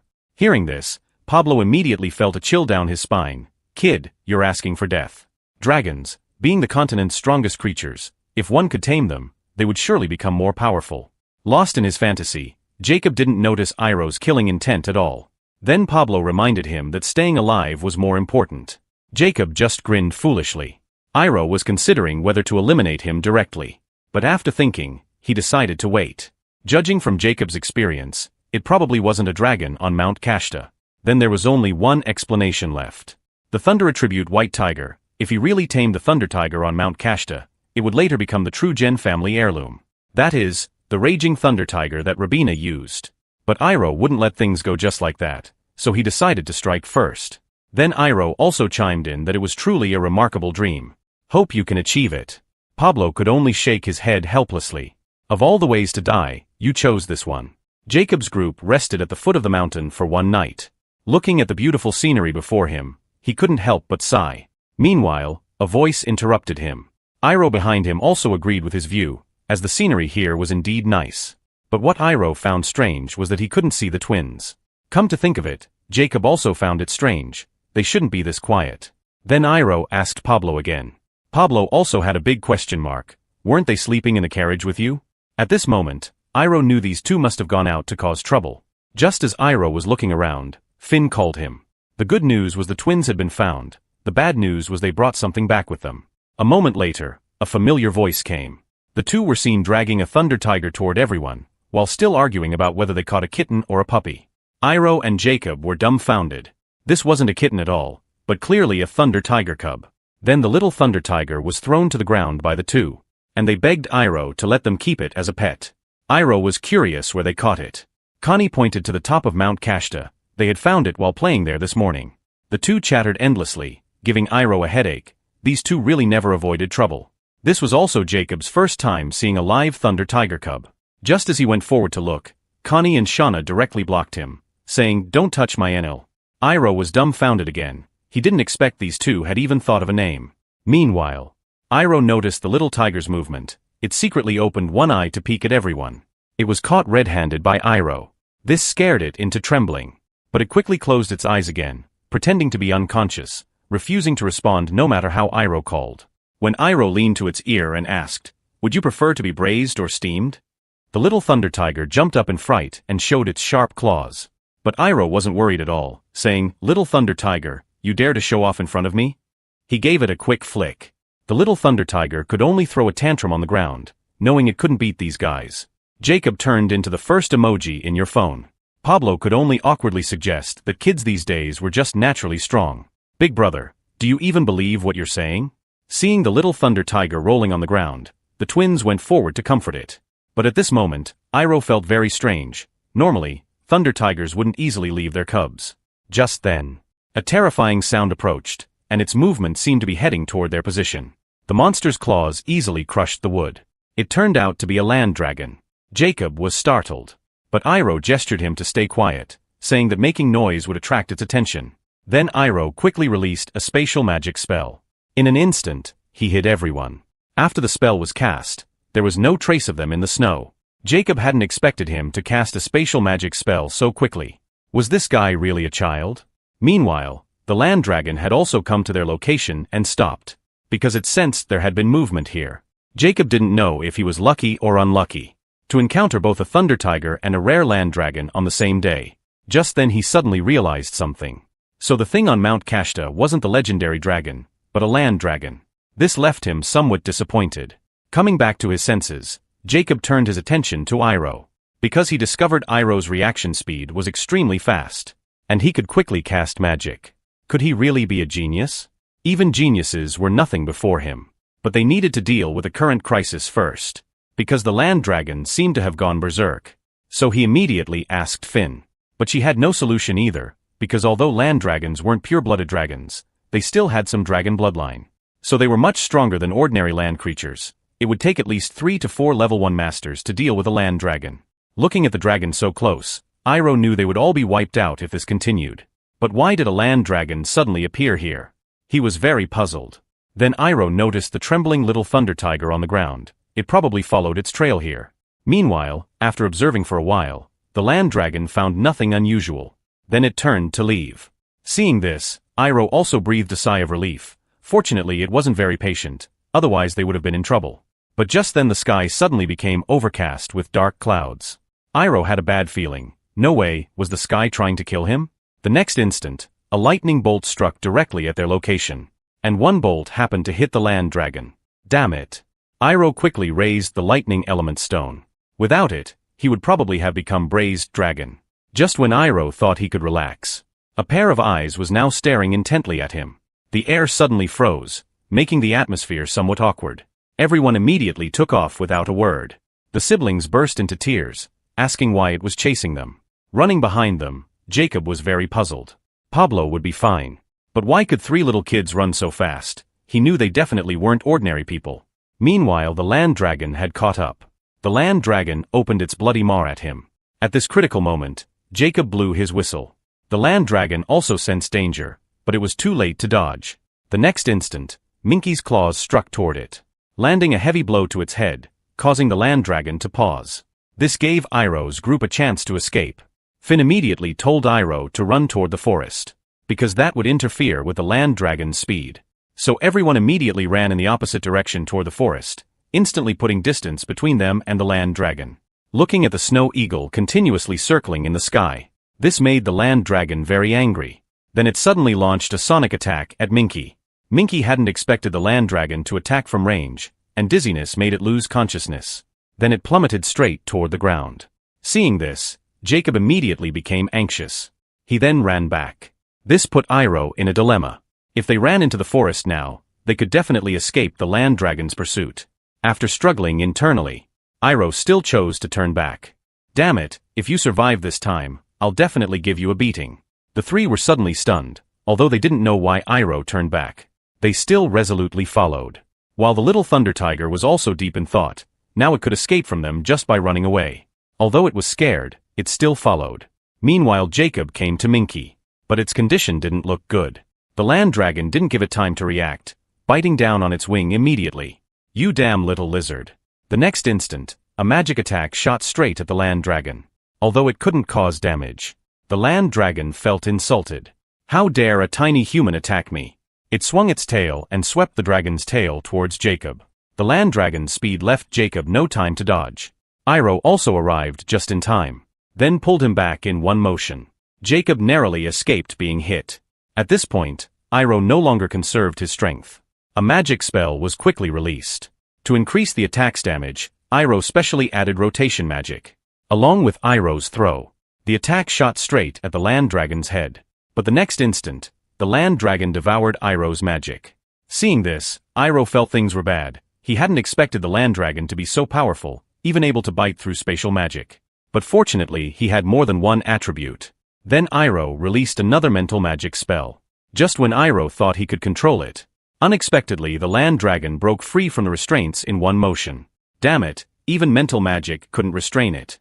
The elf reminded Iroh that although land dragons couldn't use magic skills, their fighting spirit was extremely strong and they had high magic resistance. Was there really no way? The next instant, the land dragon's abyssal maw opened toward him. At this moment the siblings had also caught up. The two were seen wielding swords and launching a frenzied assault on the land dragon. But they hadn't expected the land dragon's shell to be so hard. It was like striking an incredibly hard rock.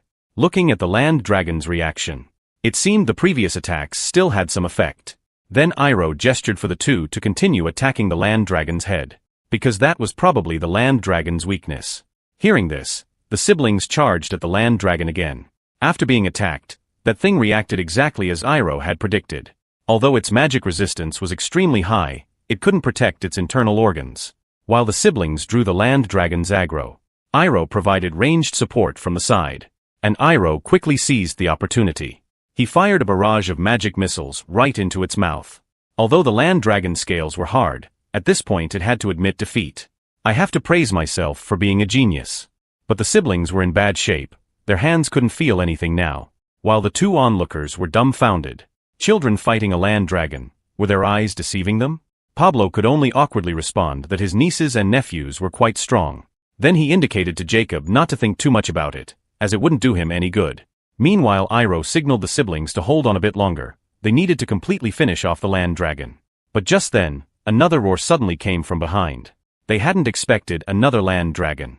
This was something Iroh hadn't anticipated. They hadn't even dealt with the current one. Things seemed to be getting more and more difficult. Connie also didn't know what to do, as they could barely handle one land dragon. while Iroh had already prepared for the worst in his mind. If necessary, he would reveal his identity and fly away with Jacob and Pablo. Just as Iroh was signaling the siblings to get ready, movement came from behind again. It was two adult Thunder Tigers arriving. Judging from the little Thunder Tiger's reaction, they should be its parents. The appearance of the Thunder Tigers caught the land dragon by surprise. They immediately started biting and tearing at the land dragon. Iroh knew it must be because the little Thunder Tiger was hurt that its parents couldn't sit still. Now the balance of victory had tipped in their favor. Before the land dragon fully recovered, Iroh decisively chose to strike. Then a chain firmly bound it. Without the other land dragon's help, 3 people dealing with one land dragon was more than enough. Then the 3 charged at the land dragon with their weapons. Meanwhile, Iroh also signaled Pablo to help. Because their previous consumption was too great, their combat power had clearly decreased significantly. Jacob in the distance could only watch dumbly. After all, he couldn't help in this kind of battle. Not being a burden was the best he could do. After continuous output from everyone, the green land dragon finally fell.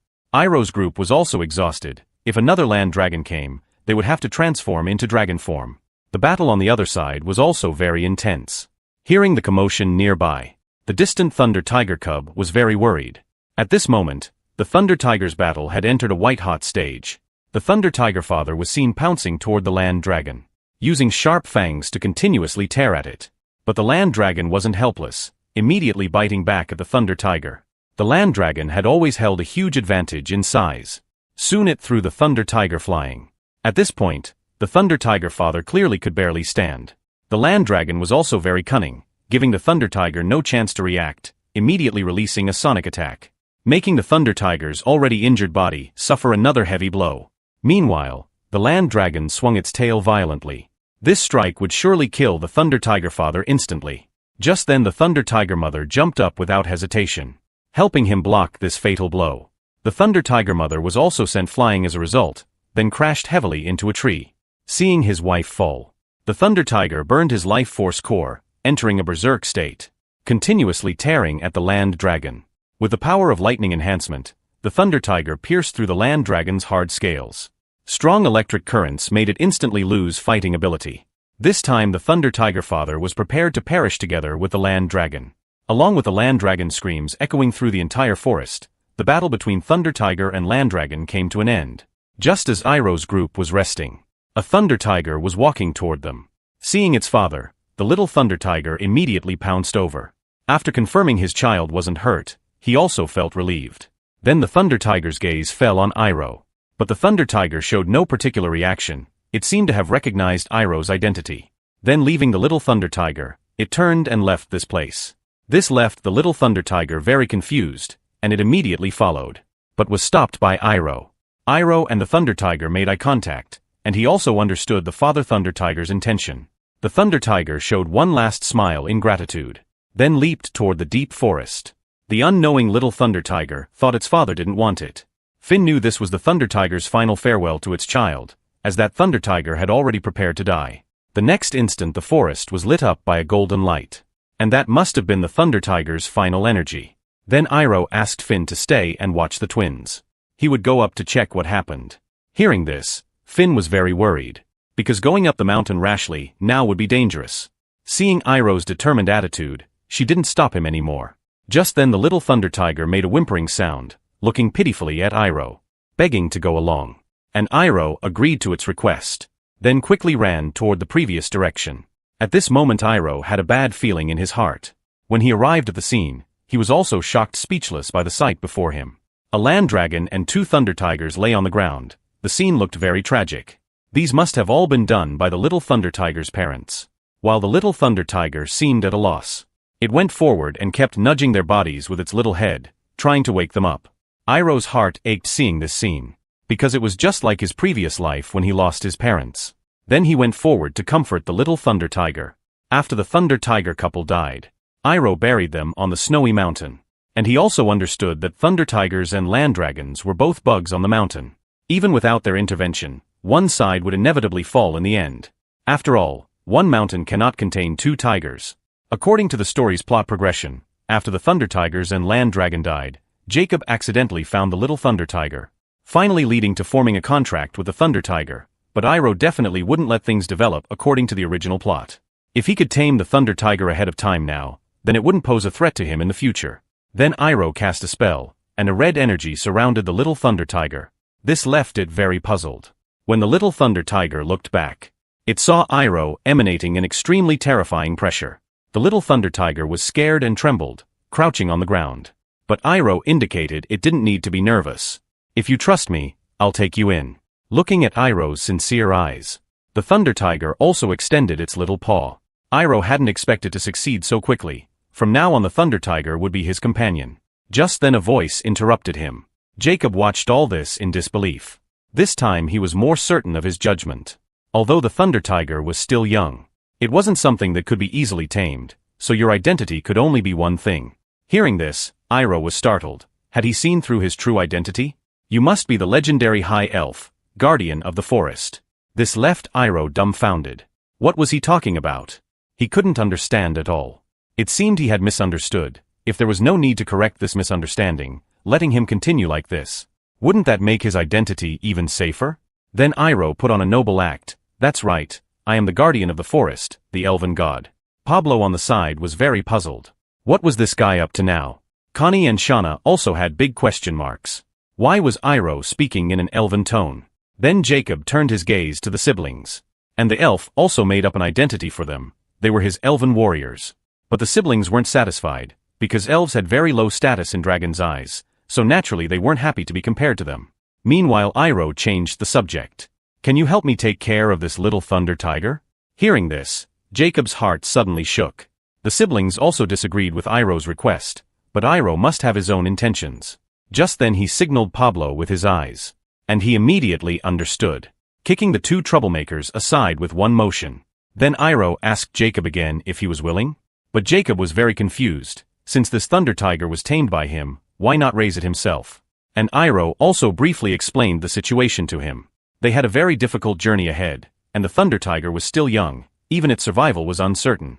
Jacob's expression immediately became serious. After all, if even an elf thought it was dangerous, it was beyond what ordinary people could imagine. And entrusting the Thunder Tiger to him was also very reassuring, because Iroh knew Jacob would definitely take good care of it. Then Jacob no longer refused, saying he would care for it like his own child. Then Iroh indicated to the little Thunder Tiger to listen to Jacob. Hearing this, the little Thunder Tiger was very dejected. Did its master not want it either? Seeing the little one's reluctance, Iroh went forward to comfort it, saying not to worry, he would definitely come back for it. The little Thunder Tiger also believed his words, then walked toward Jacob. And Jacob gave it a name, promising to take good care of it from now on. After accomplishing everything, Iroh was finally relieved that Thunder Tiger wouldn't be an enemy in the future. At the same time, Iroh remembered another thing. He needed to give Thunder Tiger the light attribute stone. Once he grows up, you'll understand his importance. As they chatted, the sun began to set. It was also time for Jacob to say goodbye to Iroh. Though they hadn't found the Dragon Clan here, there were still unexpected gains. At this moment, Iroh noticed it was too quiet beside him. When he turned around, the siblings were pouting with their arms crossed. They declared they wouldn't play with him anymore. Iroh could only smile awkwardly. How could he have forgotten about this? He then took out 2 high-grade spirit medicines. When they saw the medicine, they instantly forgot about their earlier grievances. Iroh always treats us the best. Iroh's group finally arrived at Port Prue. Connie and Shauna were fascinated by this place. Before even entering the city, they had already planned to play for 3 days and nights. Just stepping through the city gates, they saw crowds of people. It was their first time seeing such a populous city.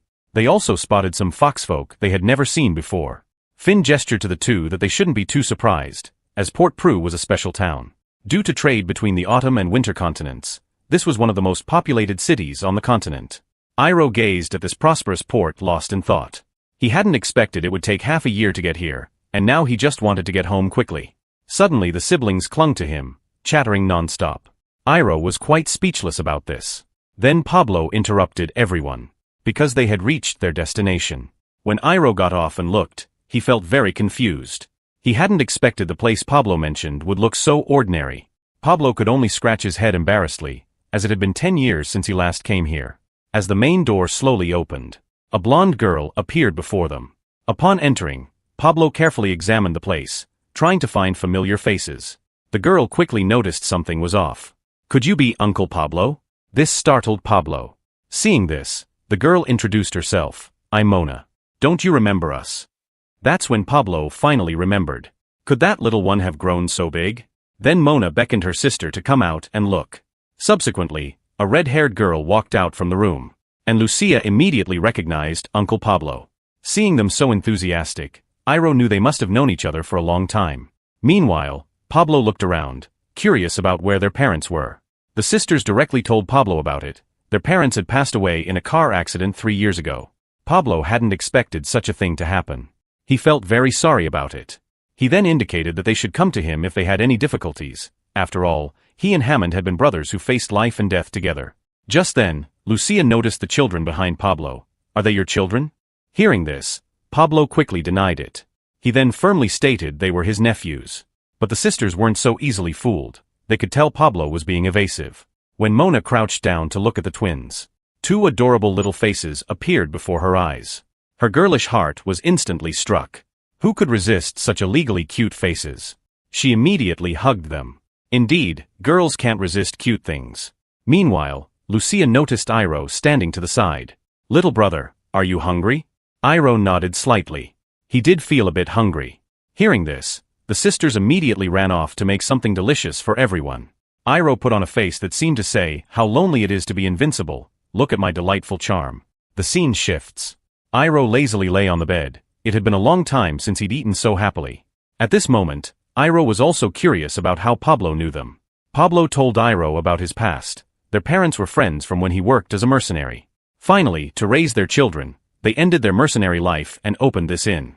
Meanwhile, Iroh reminded Pablo if he had forgotten something. Don't forget why we came here. Pablo certainly remembered, but they had just arrived. Seeing Iroh's murderous look, Pablo quickly ran off, saying he would go find a ship right away. Iroh also indicated that Finn should go along, and help them bring back some spirit medicine while they were at it. Just then Iroh noticed the sudden silence behind him. When he looked back, he found the siblings had fallen asleep. These 2 just know how to play all day. They must be exhausted. Well then, I think I'll rest a bit too. A moment later, their door was pushed open by Mona. But Lucia found that her sister stopped talking as soon as she opened the door, which made her puzzled. Then she discovered that all 3 had fallen asleep. Who knew they would look so cute even while sleeping? So the 2 withdrew. Let them rest well. After 2 months of travel, Iroh could finally get a good night's sleep. When he woke up, Lucia was preparing breakfast for them. The siblings were already impatient. Meanwhile, Iroh also inquired about traveling to the autumn continent. Pablo had confirmed the ship's departure time. They would set sail in 2 weeks. But they hadn't found the spirit medicine they needed to eat.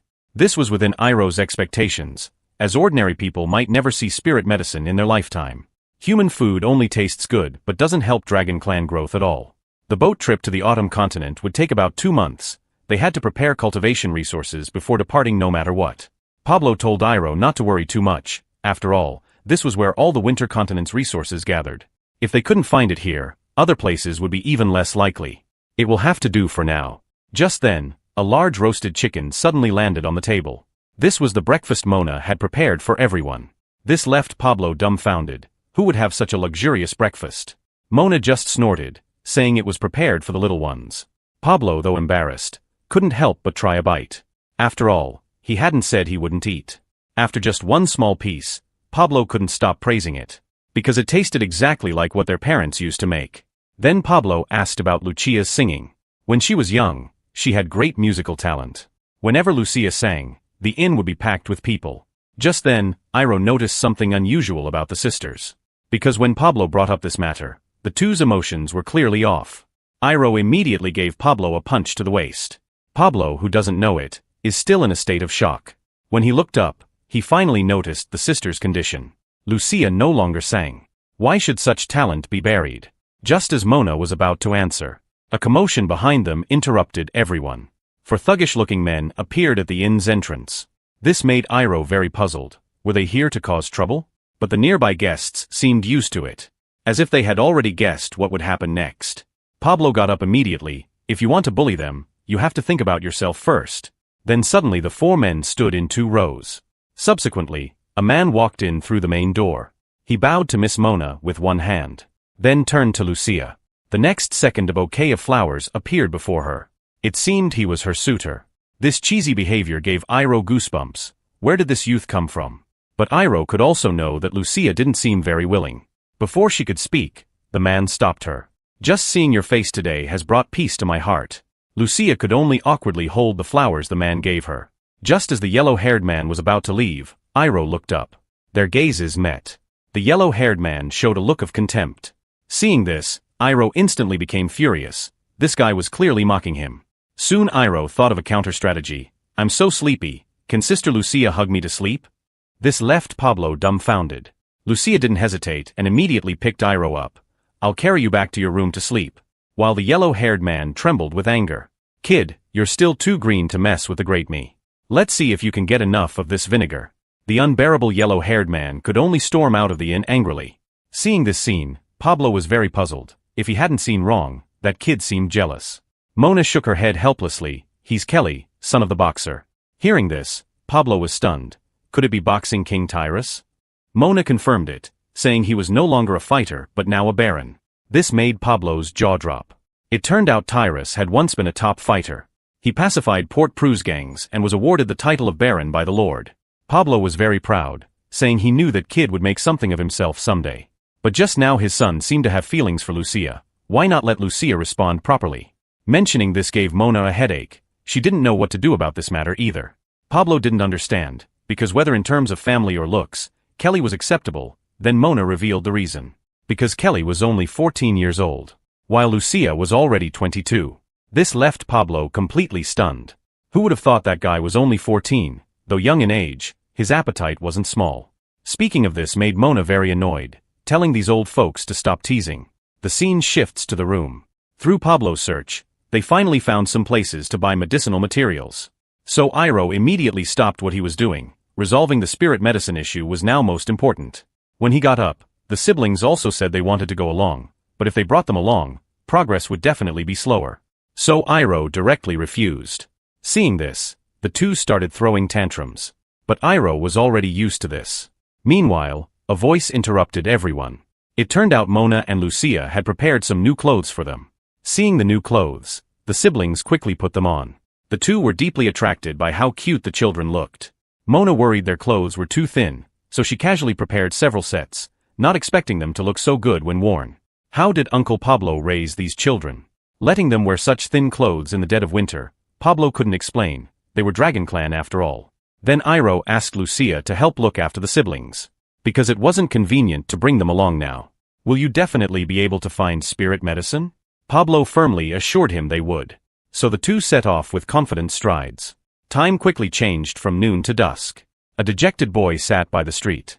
Pablo could only kneel beside him crying bitter tears. Who would have thought none of the medicine shops could find spirit medicine? If this continues, I'll be the first person to die of malnutrition. Just then, some noisy voices caught their attention. They saw some people blocking others' path on the main street. When they looked, they found it was Kelly. It seemed he had encountered big trouble. Because even he, a baron's son, found it difficult to handle. This person's background must not be simple. Suddenly another group joined in.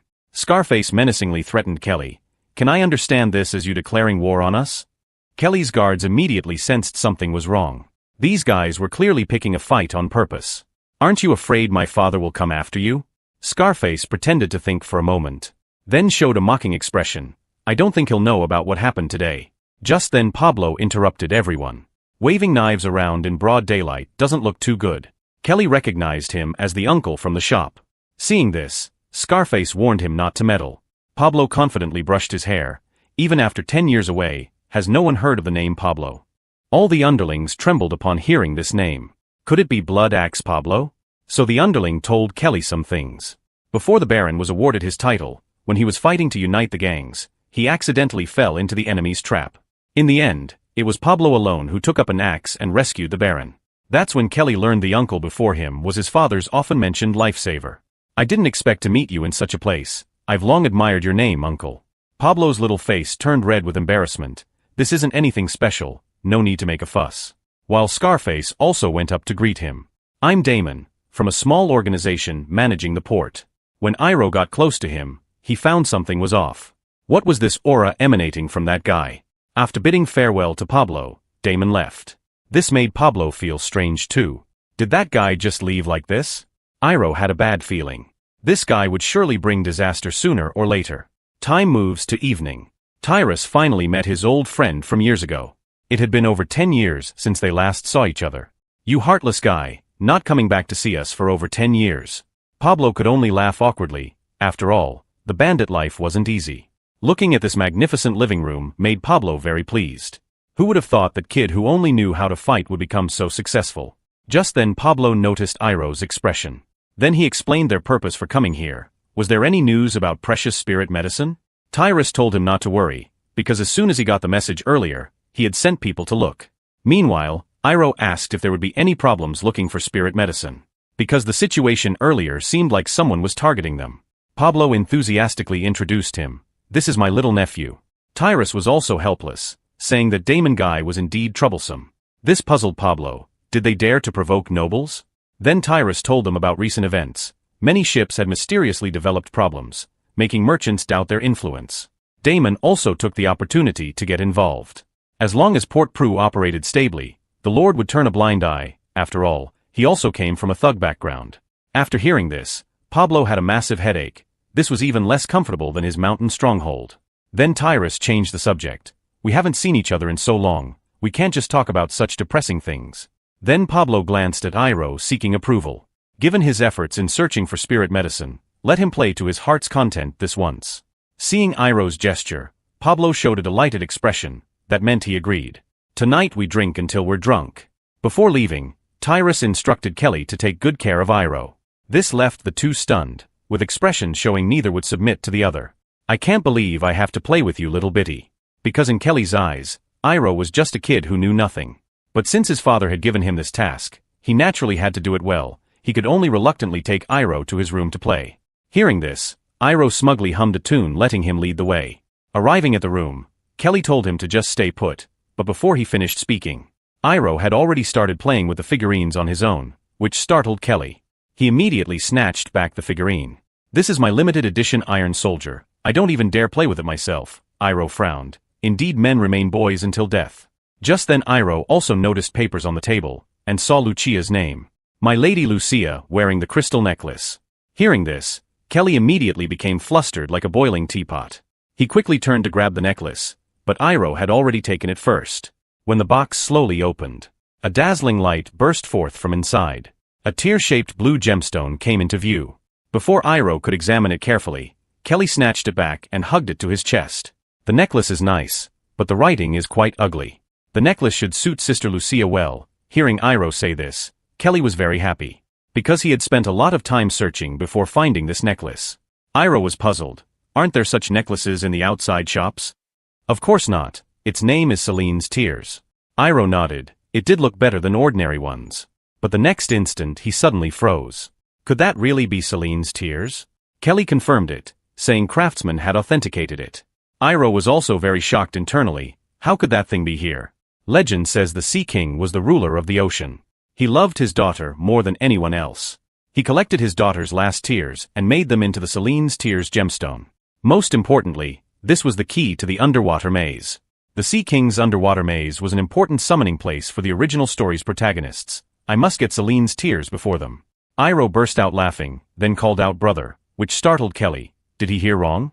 When he looked down, he saw Iroh clutching his little hands with puckered lips. Big brother, can you give me this pretty necklace?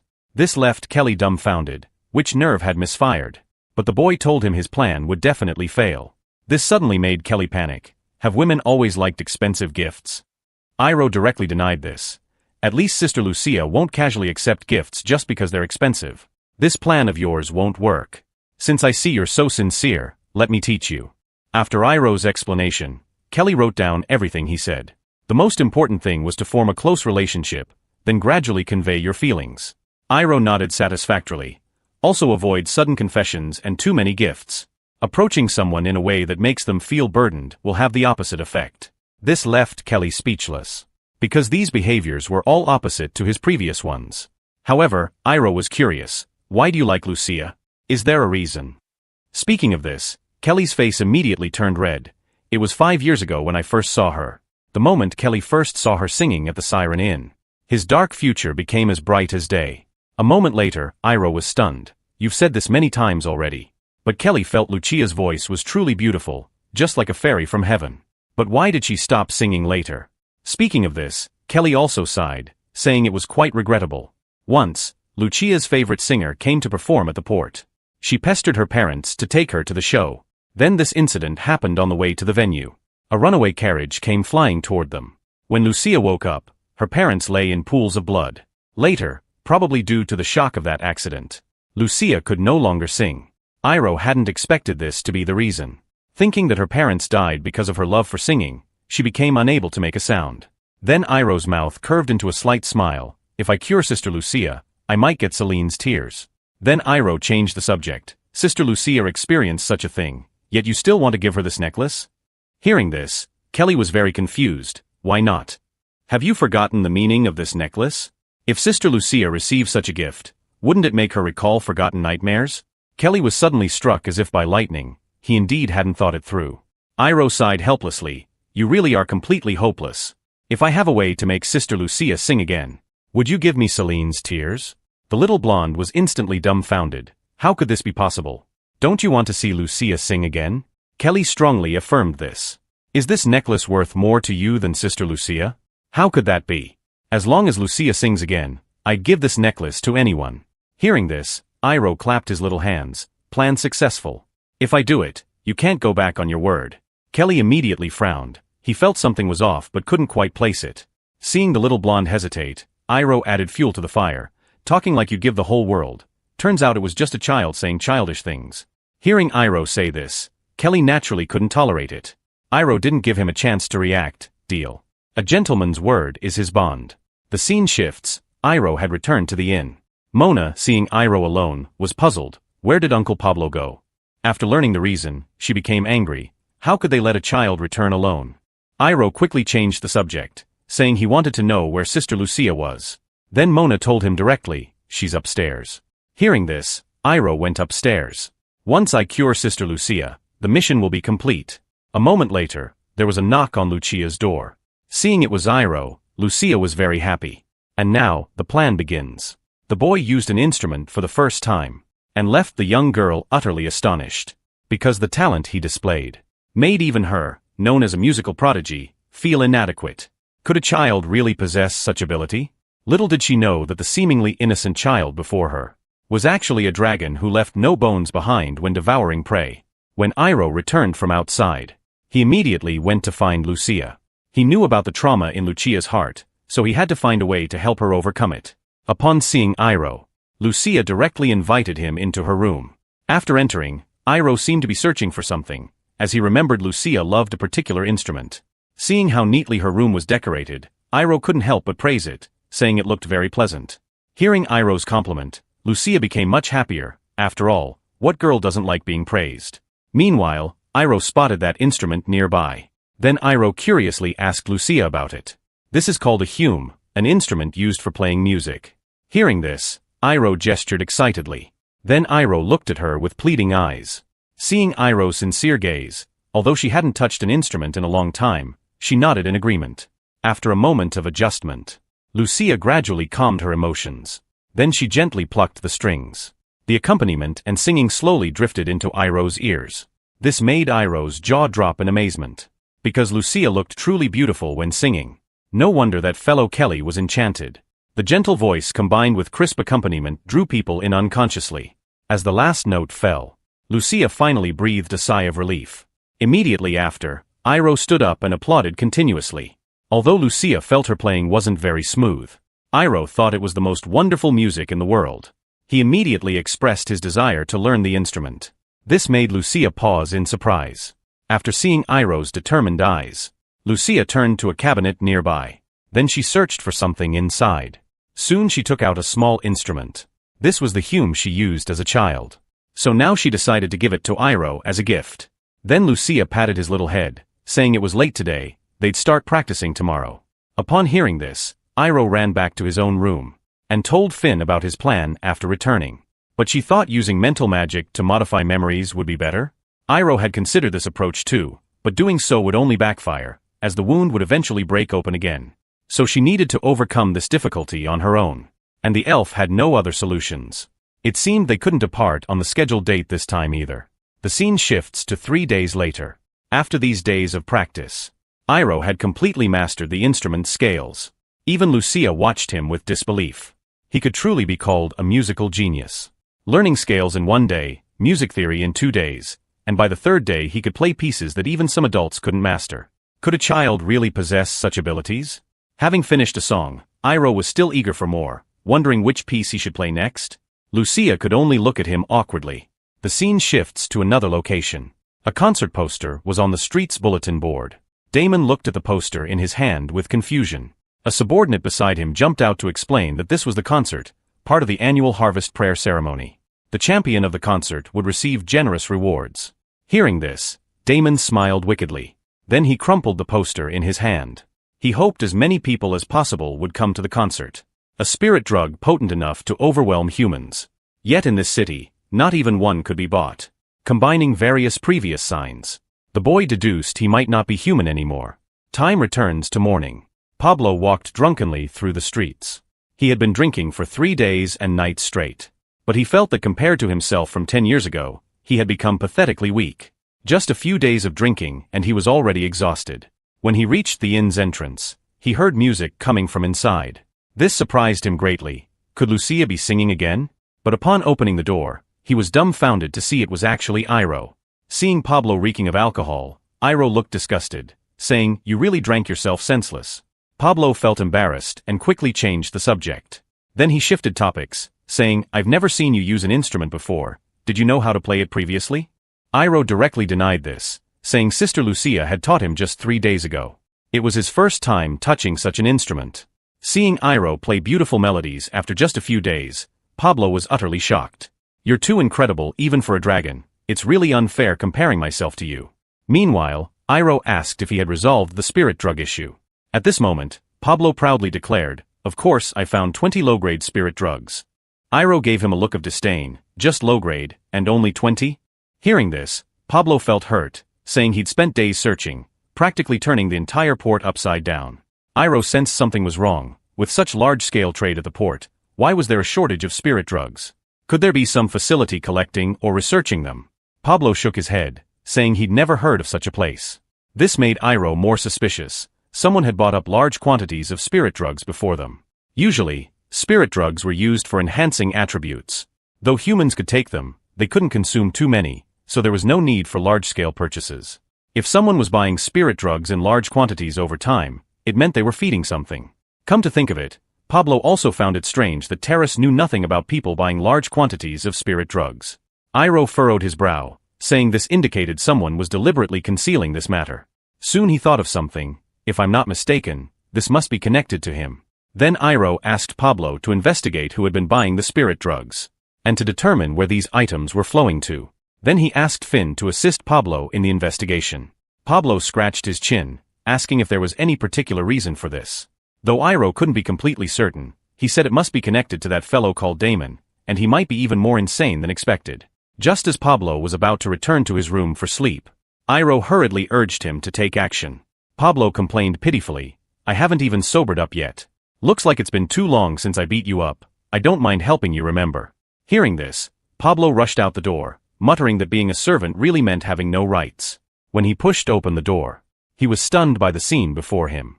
Iroh was very curious about this. Pablo indicated that the prayer ceremony was about to begin. Now this city was known for trade, but it used to be a small fishing village primarily engaged in fishing. For the safety and success of those who went to sea back then, they held an annual full-ship prayer festival. So this tradition continues to this day, and the biggest highlight of this festival is tonight's beauty night.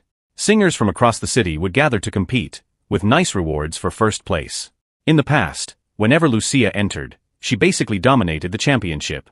This sounded quite good. Then Iroh asked him for another favor.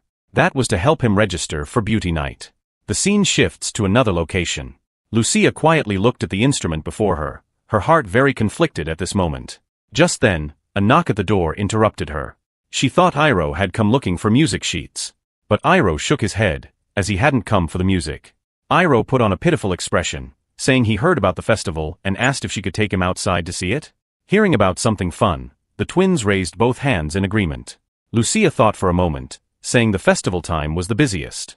But it was also when the inn received guests, so they couldn't leave casually. Just then a voice interrupted everyone. Mona decided to go see the festival together. After all, these little ones wanted to join in the fun too. The inn wouldn't go bankrupt from taking one day off. They could play carefree today and work hard starting tomorrow. Hearing this, Lucia nodded. In that case, let's head out now. Soon everyone changed into their outdoor clothes. And all this was within Iroh's plan. Now it was time to move on to the next phase. The elf just poked her head out, and was immediately scared into a cold sweat, because she hadn't expected to see a monster like an octopus before her. At this moment, Finn was sneaking to a warehouse by the river, because according to Pablo's investigation, all the spirit drugs had disappeared into this warehouse. So he felt there must be a big secret hidden inside. But due to his large size, it wasn't conducive to investigation. So this task was ultimately given to Finn. Due to her fairy-sized body, Finn easily reached the top of the warehouse. Then two men appeared before her. Taking advantage of their inattention, Finn slid inside the warehouse. From their conversation, she learned they had been guarding this place for some time. It seemed to be a task arranged by Damon. Just then, a terrifying roar suddenly came from behind the door. It didn't sound like a beast, more like some horrifying monster. The two underlings knew it was hungry again, and this time the guy in suspenders was delivering food. Despite his unwillingness, he gritted his teeth and took the box of food over. Meanwhile, to find out what was in the box, Finn bribed the warehouse rats. Then the rats flashed past the man's feet like lightning. The guy in suspenders fell flat on his face, and the contents of his box spilled out. Seeing this, Finn was startled. She hadn't expected the boxes to be full of spirit drugs. It seemed necessary to investigate what kind of monster they were feeding. So Finn took advantage of them chasing rats, and quietly hid in a box of spirit drugs. In the end, they didn't catch any rats. The man could only hurriedly deliver the spirit drugs. Through the gap she could see him walking toward the river. Could the monster be hiding in the water? The man carefully put down the spirit drugs in his hands, then curiously looked back. Meanwhile the monster's roar came again. The man was scared trembling, and hurriedly ran back to the room. After all, curiosity killed the cat. After feeling the man had left, Finn popped her head out of the spirit drugs. But a black shadow blocked her vision. When she saw clearly, she was startled. She hadn't expected to see an octopus-like monster staring intently at her. The scene shifts to another location. Iroh's group was touring the streets. Mona was explaining the scale of the festival to them, saying this was the largest festival on the winter continent. Looking at the lively scene before him, Iroh had never seen such excitement even in his previous life. Just as Iroh was lost in thought, a string of fruit was held before him. Lucia gestured for him to try it, saying this was only available during festival time. So Iroh took a small bite. It felt just like the candied hawthorns he ate before. Lucia thought it was his first time trying it, and gestured for him to eat more. Meanwhile, the sound of a hum came drifting over. Iroh knew the festival competition had begun, so he immediately took Lucia's hand and rushed to the side. Currently, there was an old man performing on stage. However, his music was torturing Iroh's ears, and Lucia could only smile awkwardly. It seemed the quality of contestants varied greatly. I think Sister Lucia plays much better than them. Hearing this, Lucia was stunned. Just then Iroh interrupted him. Soon the two came before the person in charge. He had already registered himself and Lucia for the competition. When the organizer heard Lucia's name, he was startled. People around started discussing among themselves, because they all knew something about what had happened to Lucia years ago. Feeling everyone's eyes on her, Lucia's breathing became rapid. She seemed unable to escape the shadow of the past. Just then Iroh grabbed her hand. "Don't worry, Sister Lucia, I'll handle the singing from here. You just need to handle the accompaniment." But would Lucia accept Iroh's invitation? The boy sang just one modern song, and moved the audience to tears. Because in this world without entertainment, modern songs were simply overwhelming. To help Lucia overcome her mental block, Iroh directly extended an invitation to her. Hearing this, Lucia was slightly stunned. She was very nervous at this moment, but didn't know how to refuse a child's invitation. The judge helped push things along, saying if they didn't go up now, it would be the next person's turn. Hearing this, Iroh ran onto the stage to greet the audience, and tried to liven up the atmosphere. Then he issued another invitation to Lucia from the stage. This time Lucia didn't hesitate and walked toward the stage. When she faced the audience below, the fear in her heart was still unconquerable. Her whole body felt out of her control. However, Iroh was prepared for this. He then held Lucia's hand and cast a mental magic spell on her. Seeing this, Lucia felt incredible. At this moment her heart became much calmer, no longer having the nervousness from when she first came up. Then she gestured to Iroh, saying he would handle the singing, while she would accompany him. And now it was time for my performance. When the audience saw a child about to sing, they felt incredulous. They had previously thought Lucia would be singing. But when Iroh sang just the first line, he amazed everyone present. For this other world, modern music was simply overwhelming. It directly moved the audience to tears. Even Lucia was stunned. She only reacted when Iroh gestured to her. Then she gently plucked the strings. With the accompaniment coordination, Iroh also brought the atmosphere to its peak. As the last note fell, the audience below was completely silent. Until someone started applauding, they came back to their senses from the beautiful music. Iroh breathed a sigh of relief after finishing. This round was easily handled. Your little master is really a genius. I could even debut now. Looking at Iroh singing and dancing so freely, Lucia's eyes were filled with both admiration and conflict. The scene changes. Back at the inn, everyone praised Iroh's singing. Hearing this made Iroh's nose point to the sky in pride. But Lucia walked alone to her room. As her sister, how could Mona not know what she was thinking? When Lucia was lying quietly on her bed, her door was soon knocked on. Mona looked worriedly at Lucia lying on the bed without saying a word. She knew what Lucia was thinking. So she smiled and asked Lucia how her day was. Because she saw Lucia's joy when standing on stage from below. Surely your fears must have gotten much better. I'm also very happy to see you on stage after so long. Meanwhile, Lucia slowly sat up. Choking up as she asked, "Don't you hate me?" Hearing this, Mona directly denied her thoughts. She had never had such thoughts. And both parents made their choice to protect their beloved child.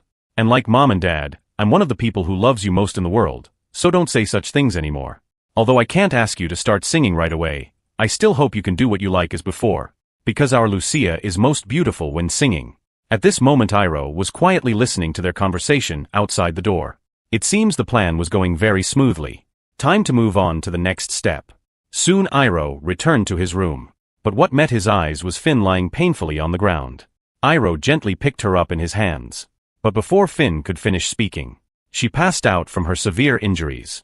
Damn it, what happened? The reckless man actually tried to threaten the little boy before him. But soon he would pay a terrible price. Because the seemingly harmless child before him was actually a dragon that don't actually spit bone crumbs. When Iroh returned to his room, he found Finn had already fainted from serious injuries. So he sent Pablo to check on the situation. But when he opened the door, there were only two confused people inside. Seeing the boxes full of spirit drugs made Pablo very angry. No wonder he could only buy 20 spirit drugs after searching the entire port. It turned out to be these guys doing, which made Pablo more certain they were feeding some monster. Meanwhile, a voice interrupted him. Damon appeared calmly before Pablo, saying although he didn't know what happened, they could have a friendly chat. Hearing this, Pablo released the man. Very well, then explain what these spirit drugs are about. Surely you must be plotting something. Damon had a mocking expression. What plot? I don't know what you're talking about. These are spirit drugs I bought through legal means. Is it illegal for me to sell herbs? Pablo knew he couldn't outtalk him, so he directly took out his hammer. I suppose you won't mind if I check around? And Damon didn't stop Pablo, letting him look around freely. Meanwhile, Pablo directly opened a side door. Soon arrived below the dark river. Meanwhile, Damon followed down as well, and smiled while telling stories about the port's past, but Pablo had no time to listen to his nonsense. So he gathered strength in his hand, then unexpectedly threw his hammer into the distance. But after a long while, there was still no sound. Pablo knew these guys must have been prepared. Still uneasy, he decided to go investigate, while Damon behind him remained silent, because he knew Pablo would soon return empty-handed. Seeing Pablo's frustrated look, Damon darkly reminded him, Mr. Pablo, if you keep making things difficult for me, I won't be able to just stand by. Pablo felt very helpless about this, and could only slink away from there, while Iroh had been waiting outside for a long time. To make Damon lower his guard, he had to act like a harmless child. Then Pablo told Iroh about what just happened, and this situation was exactly what Iroh had expected. So Iroh friendly greeted Damon. Uncle Damon, hello, we met on the street last time. A subordinate nearby also recognized him. He was the boy who performed with Lucia on stage tonight. Hearing this, Damon showed a chilling smile. You're the little friend who performed with Lucia. You sang very well. But I'm curious how you persuaded Lucia. Then he changed topics. Can you help me persuade your uncle? Iroh put on an innocent expression. If you push someone into a corner without any evidence, they might end up dead like Lucia's parents.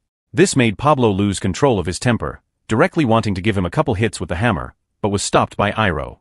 I apologize for my uncle's behavior, I will properly advise him.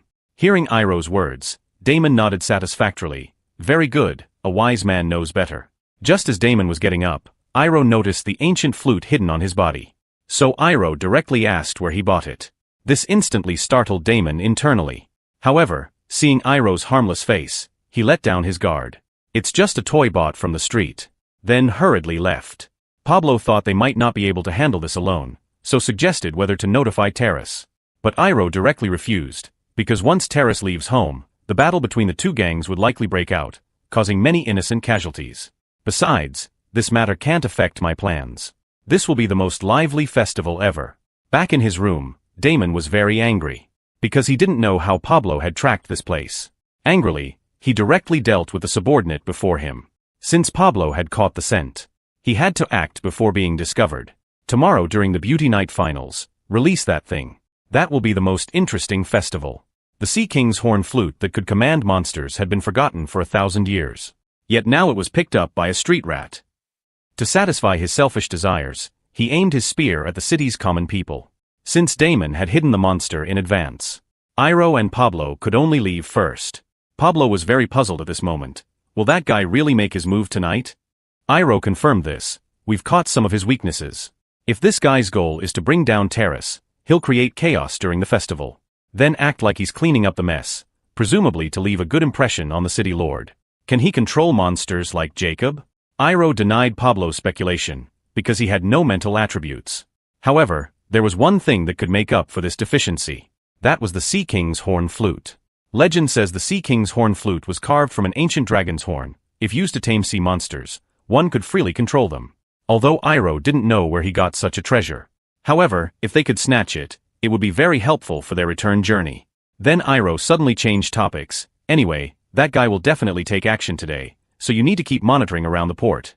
Pablo was dumbfounded. Just me alone? Of course, because I have something very important to do.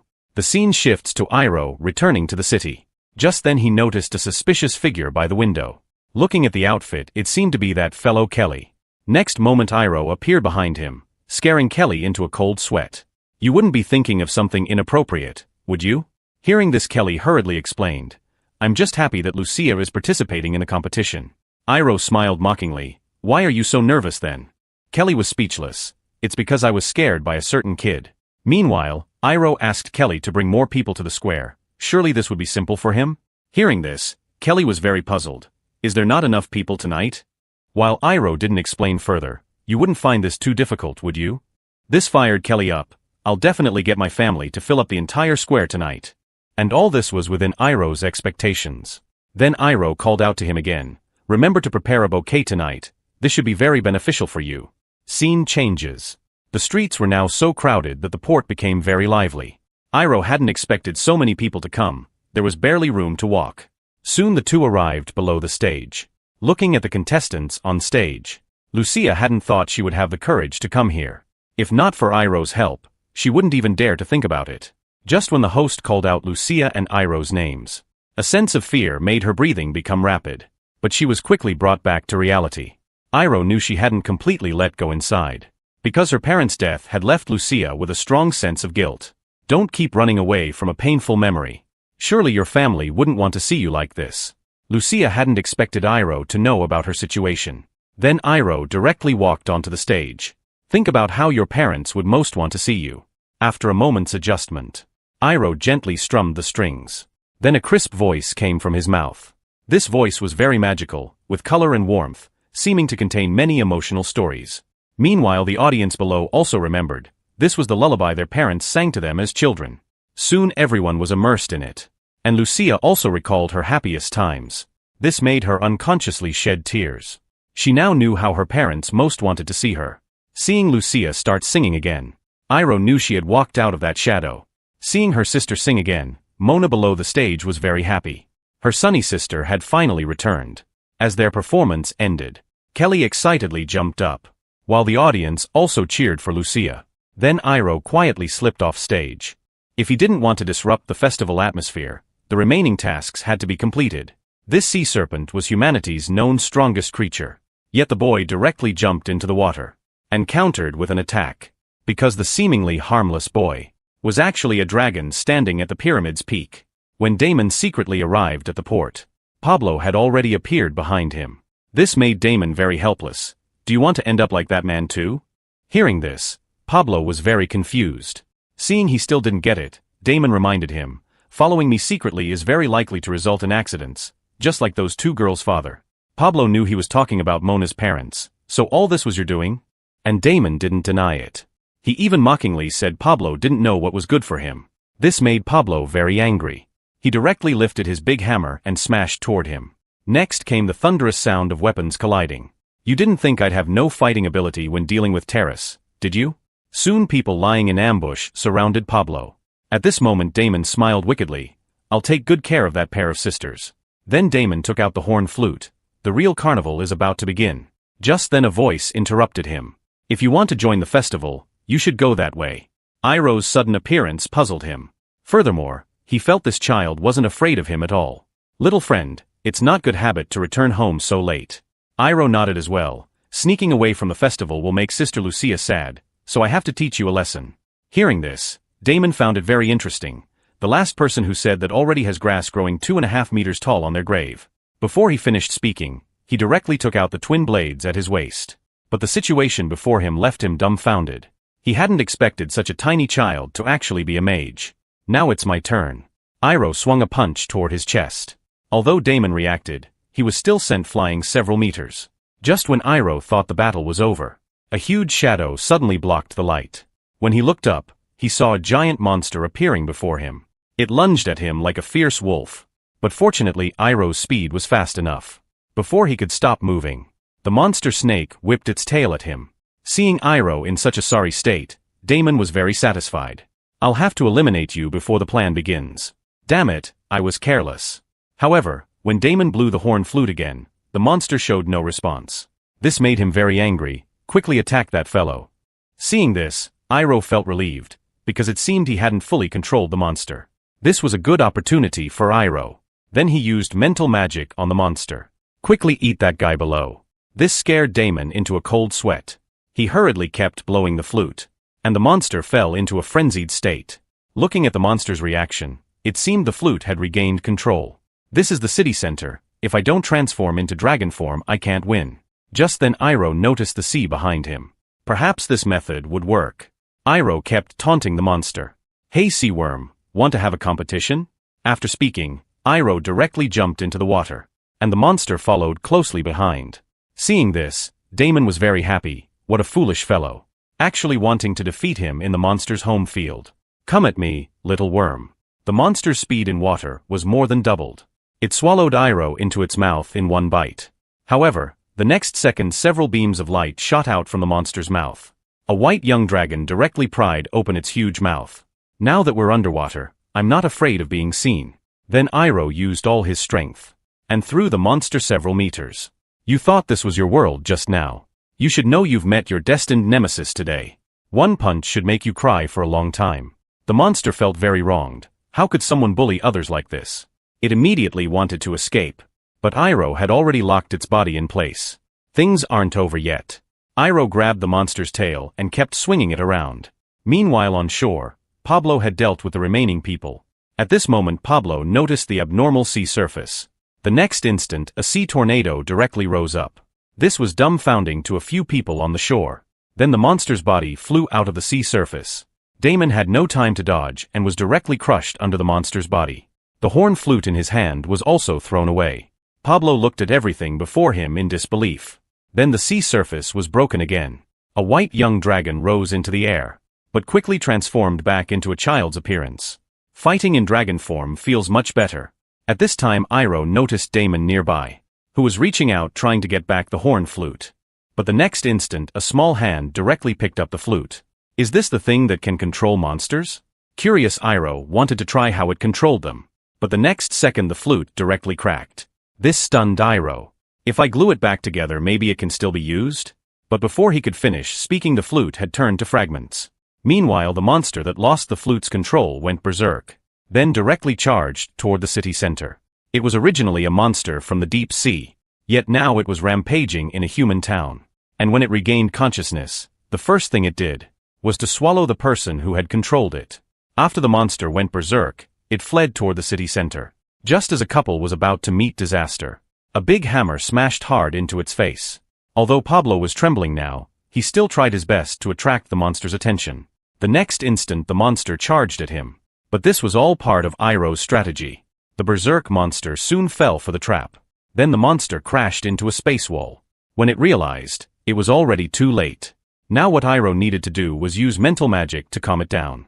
Just as Iroh was preparing the spell, the monster seemed very resistant to this. It frantically rammed its head against the space barrier. While maintaining the space magic stability, Iroh couldn't concentrate on casting high-level magic. Meanwhile, Terrace also arrived with people. When he saw the huge creature before him, he was also dumbfounded. But now wasn't the time for idle chat. Then Iroh asked them to set up a trap, because his space barrier couldn't hold much longer.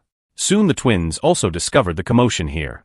Then Iroh asked them to go down and buy time. Try to hold the monster until Pablo finished setting up the trap. A moment later Pablo had set up the trap. Hearing this, Iroh directly cancelled the magic. Sensing the barrier disappear, the monster immediately tried to escape. When the monster reached the trap's location, Pablo and others immediately pulled the ropes. In an instant, the monster was firmly trapped. However, the monster was very strong. Even dozens of people below had difficulty controlling it. Just as it was about to break free, Iroh cast another space magic. But this time was different from before. The compressed space energy smashed hard onto the monster. And the monster quickly lost its ability to move. Just when the monster thought it was going to die, it felt a warmth coming from above its head. A moment later the monster's eyes were no longer blood red. It seemed to have regained its consciousness.